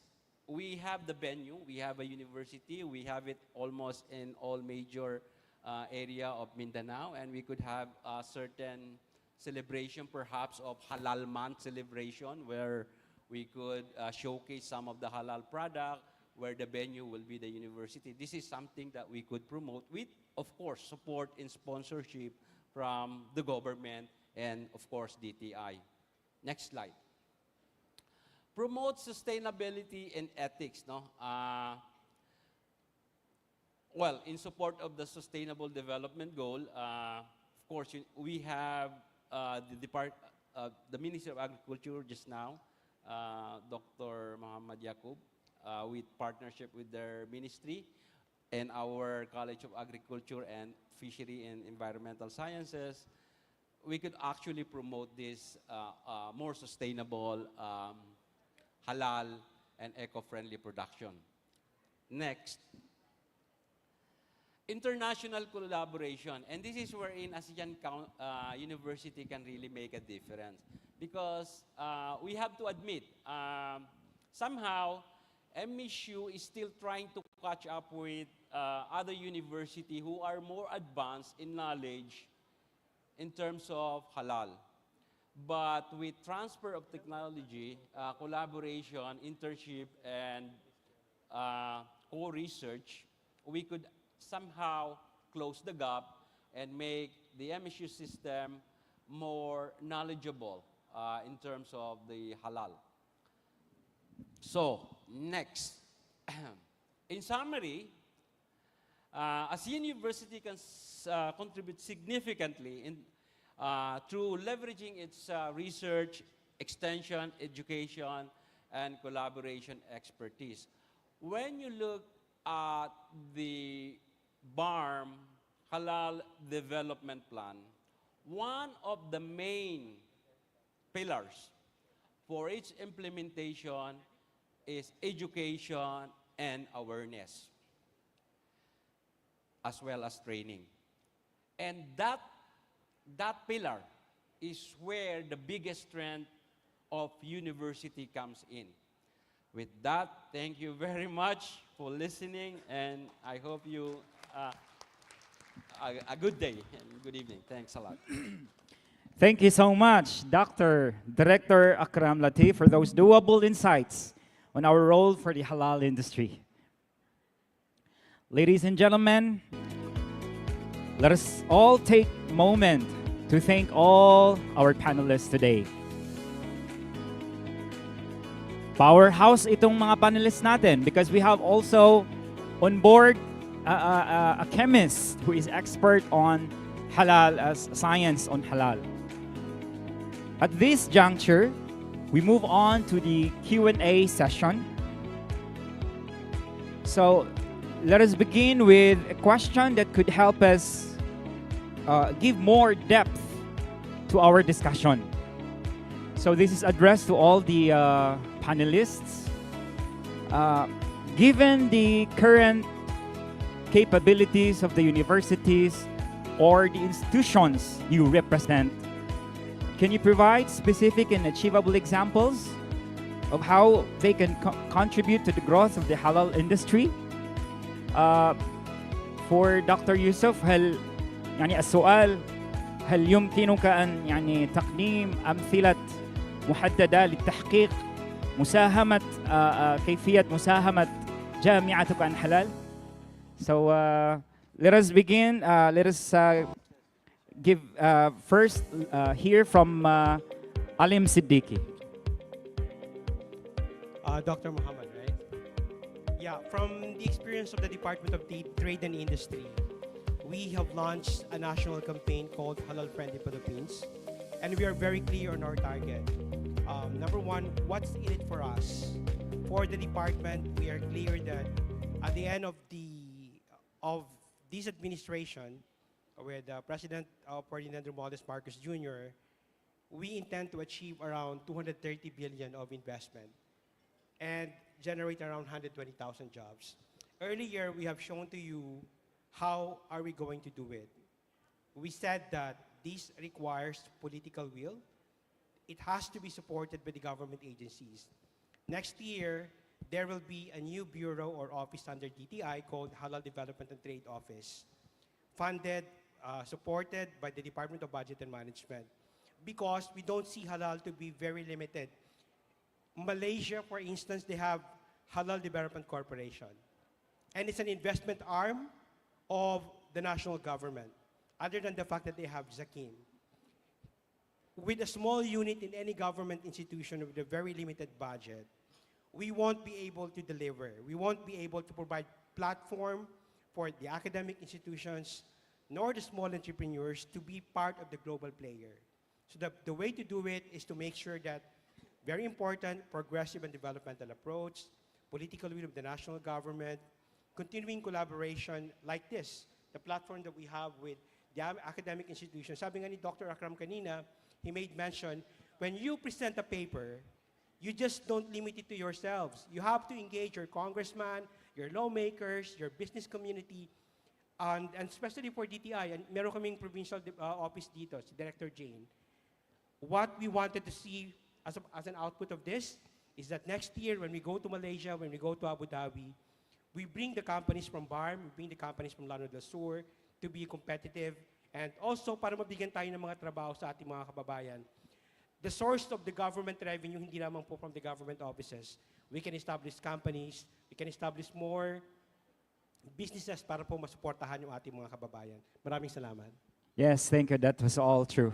Now, سؤال الإجابة من الدكتور. تريد مني أن أتكلم عربي أم إنجليزي؟ ممكن أن تحاول التكلم بالإنجليزي. You want to hear me using English or Malay or Arabic? So I start to speak in Malay. Okay, di Brunei Darussalam, Actually, before this, start to English. Okay, sebenarnya tidak ada, sebelum ini tidak ada fakulti. I'm talking from the academic side. Tidak ada fakulti halal before this. Actually di Brunei ada 4 universiti sahaja. 4 universiti, but it's small universities, not big universities. How small is, you can imagine it. One university hanya ada lebih kurang 1,500 orang saja in one university. There is only 1,500 students in one university at Brunei. That is very small. I think it's like school at Philippines. So di Brunei tidak ada satu fakulti halal. Tetapi selepas daripada beberapa tahun lepas telah by the order from the government and also from Sultan. So they asked us to establish a new faculty. So the name of the faculty is Fakulti Halal. So sekarang kami ada di Brunei ada fakulti halal yang mana spesialisnya adalah halal. Spesialis halal also include chemistry, and also they have a lab to check everything, because before this they just follow what Malaysian done, using the lab from Malaysia and so on. And nowadays they start ada fakulti sendiri, so we have ada student in halal. And also the lab for halal. So I think the same like Dr. Akram, because we are from academic area. Okay, thank you. Okay, so points to understand from his answer. The faculty halal or the programs on halal is already embedded in the course of the curriculums and programs of their universities. So let us hear from Doctor. Yes. Thank you, Dr. Muhammad. So in our research center, our Halal Science Center at IPB University. So actually, we identified that one of the problem in global halal industry is the availability of the competence actor that in the halal industry, such as halal auditor, halal supervisor, and also halal slaughterer. So our research center have developed long time ago the curriculum for the training, and we regularly conduct the training for national participant and international participant. Our curriculum already recognized by the agency BPGPS in Indonesia. So if international participant want a certificate that recognized by Indonesia, they can also contact and also involve in our training. That is one problem. And the main activity in our research center is research about, first of all, is developing halal product innovation, such as Dr. Ikram said, substituting the haram material, and we develop new product in all halal. And the second activity of research is about the developing method for halal authentication, like laboratory, because with the complexity of the production, now is more difficult to how to detect if there is any non-halal material in our product, because one of products should consist of more than maybe 10 or 100 of ingredient and component that we should make sure there is no non-halal material. And then the third one is the development of more robust, efficient halal system. So actually in Indonesia now, our halal certification by BPGPH is using information system. It's called C-Halal, System Information Halal. So like the business owner, the halal inspection body, they use the same system. And one of the, let's say, component from this system is developed by our research group in IPB with coordination also with our research center. So I think that's all a little bit our activity in halal industry. We are encourage collaboration between MSU University and also other university that like a member of AICIF. We open for the further collaboration in research and collaboration, and maybe awareness and also academic program is also important. Thank you. Inshallah, inshallah. Okay, from Dr. Okay, hello. Maybe they should turn off this speaker over here. It's causing the feedback. Anyway, as far as MSU system is concerned, we already offering fundamentals of halal. And then what we could do actually is MSU could create its own accreditation where they could accredit whether an establishment is halal establishment by looking at how they prepare food, how they process it, and they could be a trademark. This is something that we could do because we have the capacity already to check into, for example, a certain restaurant, no? And then you say, okay, you want to be MSU system halal accredited, we're going to check on how you prepare your food. At the same time, we could also offer training, especially for non-Muslim, on how to handle and process food for their restaurant. Maybe it's a 1-month kind of training. This is something that we could contribute, not only in promoting awareness, but also in helping businesses to more halal in their provisioning of service. That was true. It's so amazing because Dr. Darmawan here is representing their Halal Science Center. So we can only pray that we could also be provided with the same center in the Philippines. Okay, so in the interest of time, we will try to accommodate perhaps 1 or 2 questions from the audience. I'd like you to state your name and the place of origin, read your question, and to whom you would like to address it. Please be direct to the point. Yes, Dr. Ayo from the audience.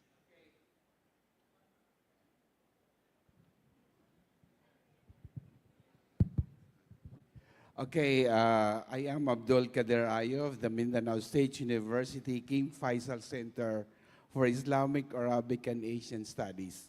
For the information of everybody, the Mindanao State University is introducing Halal 101 as a 3-unit compulsory course for all students, regardless of the programs, promoting awareness of halal principles across programs. I have 2 questions arise regarding this initiative addressed to Alim Siddiq Giapal. Number 1 question, how Philippines is engaging other Asian member countries in developing its business landscape and vice versa? That's the first question. Second question, can you tell us more about the Philippine Halal Industry Development Strategic Plan 2023-2028, and how does this serve as vehicle and platform to develop the country's halal business landscape vis-a-vis the Asian? Thank you. Yes. Thank you very much, Dr. Ayo, for leveraging on the role of the Philippine Halal Export Board.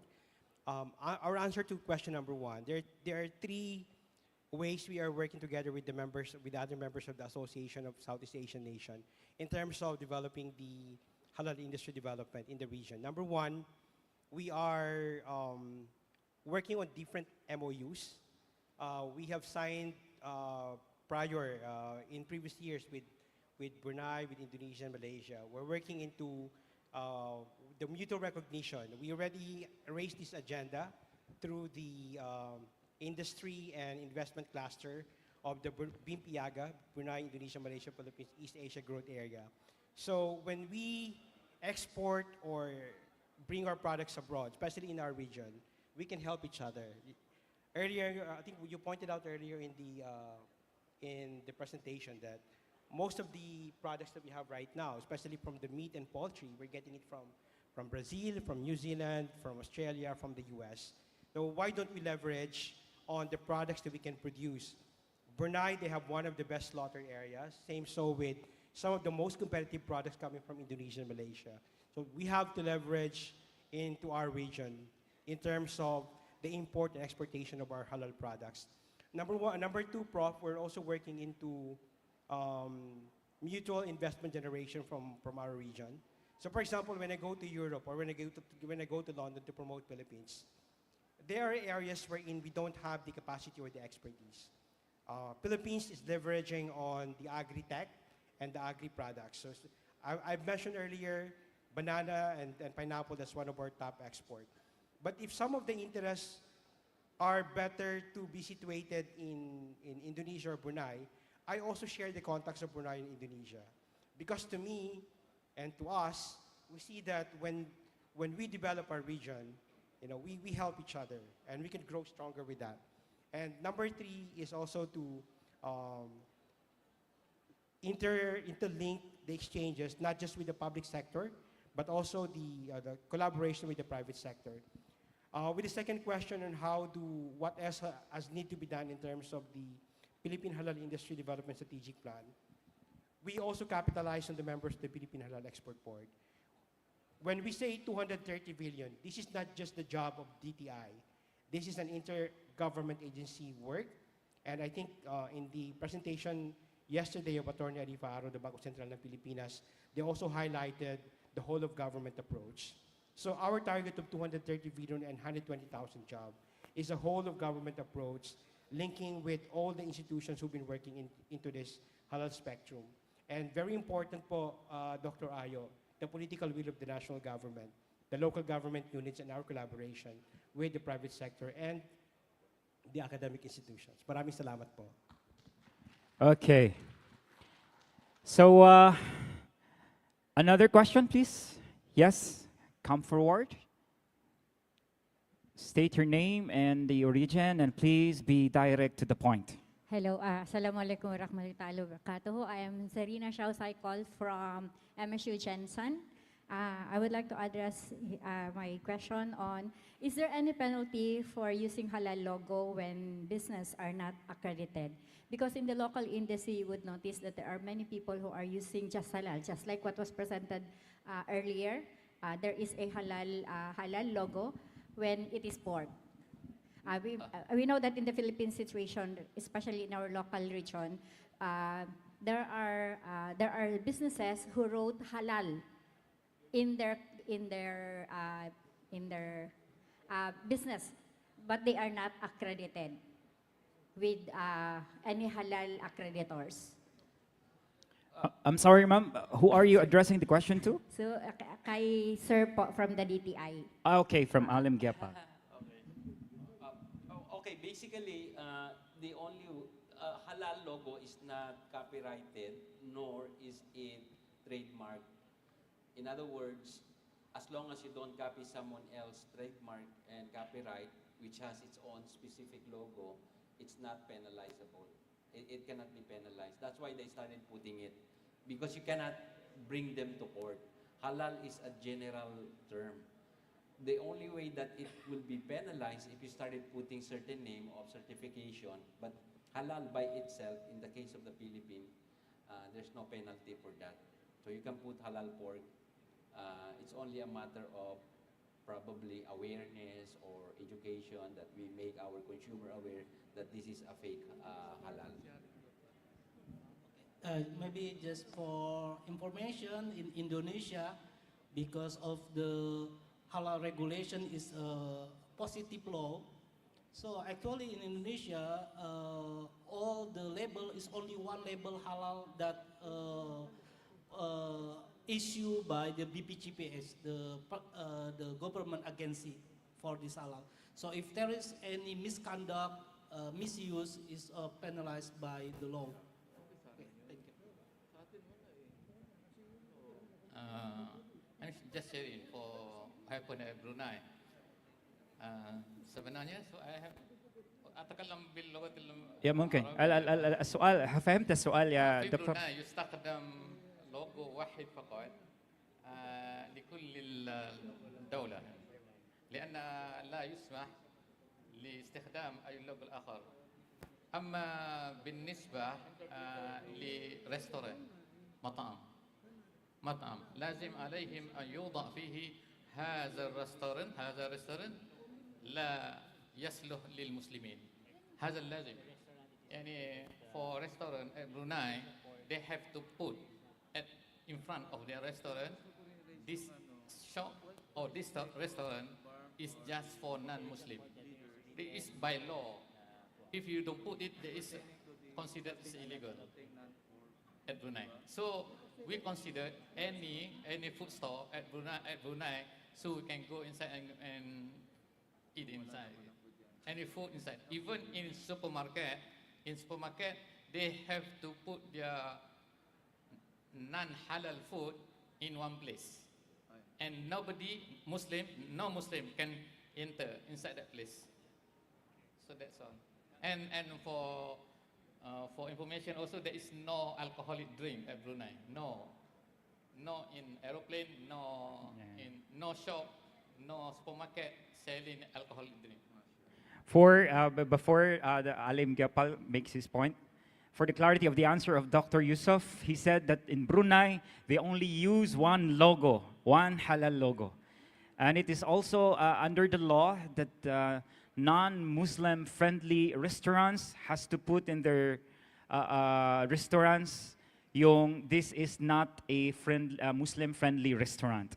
Kasi kasama po yun sa batas nila doon. So there is no alcohol in Brunei whatsoever. Yes, Alim. Ma'am, with reference to your question earlier, meron pong office sa DTI called Consumer Protection. So if there are any, and it's not only limited to halal, if there is any entity who misled the consumers that you are buying a certain halal product because it's halal based on their seal, but in truth and in fact it's not, you can report it to us. Ang email ko po is alimgapal@dti.gov.ph, but you could also access us. Meron po kaming general hotline through our website, www.dti.gov.ph, where you can report those companies na gumagamit po ng misleading na halal brand. So, initially, andito na po yung aming Consumer Protection Program, but within the Halal Development and Trade Office, we are working closely with different halal certification bodies para po maprotektahan yung integridad, to protect the integrity of halal brand. Why is it a very important initiative and objective and program of the government? Because when we have any mislabeling, or if our branding are affected, and we feel that from the export part, if any product is contaminated abroad, we became a red flag. And we're talking about all the products within the Philippines. So even if it's just a single entity or referring on to a company which is less than $1 billion company, damay-damay po lahat, when it's affecting the entire Philippines. And if we are going to pursue with our mutual recognition, any act or initiative would also affect our region. So it's very important that we, the consumers, the academe, the halal certification bodies, all the stakeholders in the halal sector safeguard the integrity of our halal branding. But meanwhile, if you have some reports po, you can directly communicate to us and we can report it to our consumer protection. Maraming salamat po. Okay, so I understand everyone's interest to ask questions, but we can only accommodate just last one question. Yes, ma'am. Can I help? Yeah. Okay. I think the bottom line here is the benefits earned by the Muslim traders in the country. We may cite that the total sales of halal product is, let's say, 100 million US dollars or 200 million US dollars, total sales of these halal food products or any other product. The question is, what percentage of these sales, assuming 200 US million dollars, is attributed to Muslim traders? Because if we earn only around 1% of the 200 million US dollars accredited to the Muslim traders, I think it did not serve the purpose.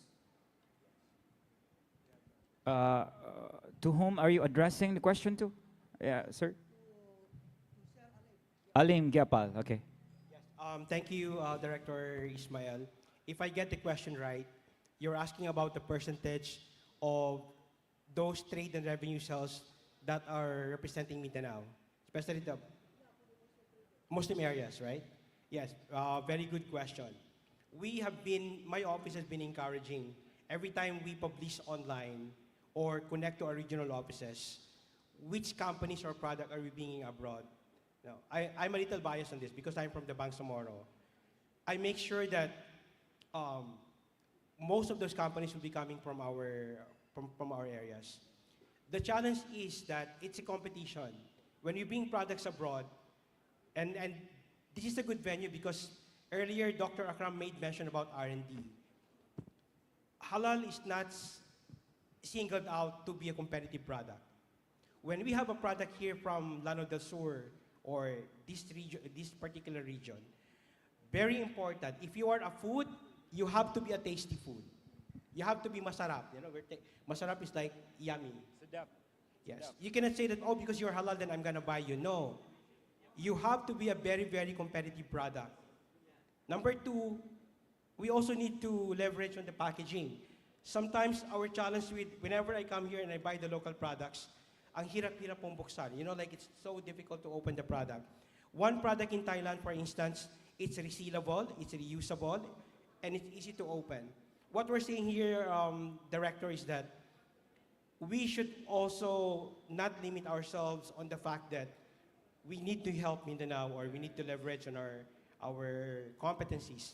But the academy, for instance, is the best institution para tulungan yung mga produkto natin to become competitive and also our local entrepreneurs to have the skills and upliftment para po maging competitive yung ating mga kababayan. And our challenge to us, we want many products from Mindanao, from Llano del Sur, to be participating in our export. In fact, nakita nyo kanina yung demand from the local, our export, no, our import rather, 120 million US dollars.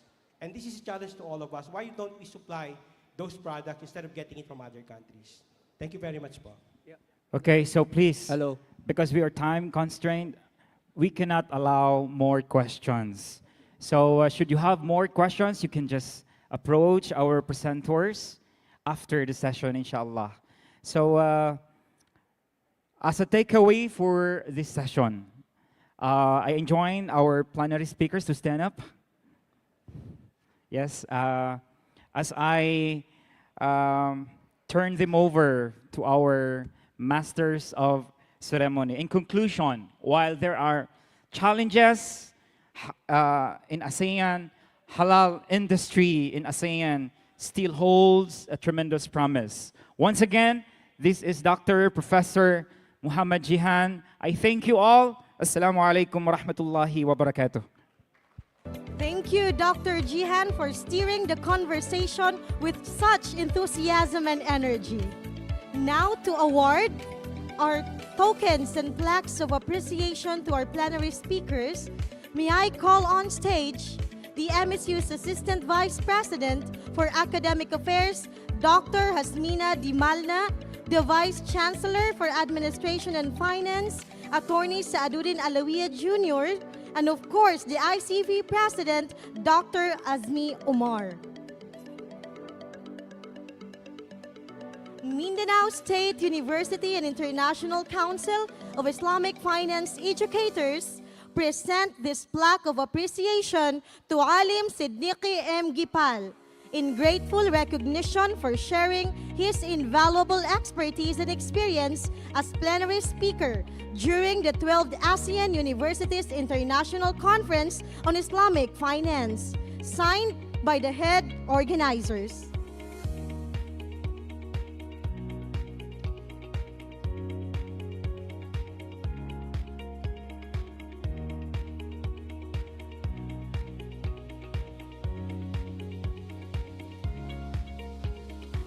With the same citation, this plaque is awarded to Dr. Kamaru Salam bin Yusuf.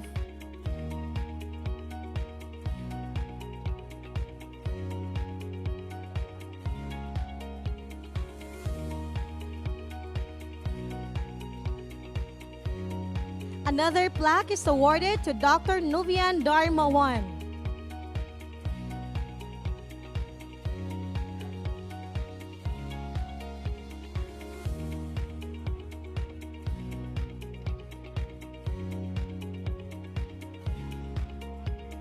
And lastly, this plaque is awarded to Dr. Akram Latif.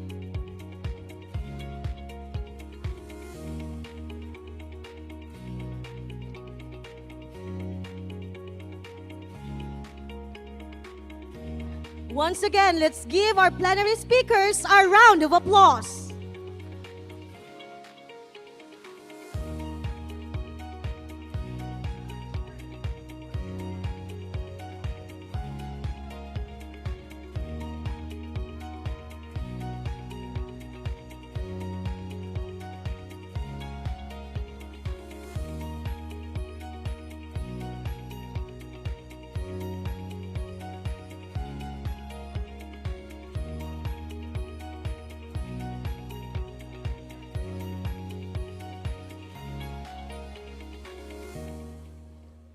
Ladies and gentlemen, as we conclude this day 2 of the 12th ASEAN Universities International Conference on Islamic Finance, let us take a moment to reflect on the knowledge and inspiration shared over the past 2 days.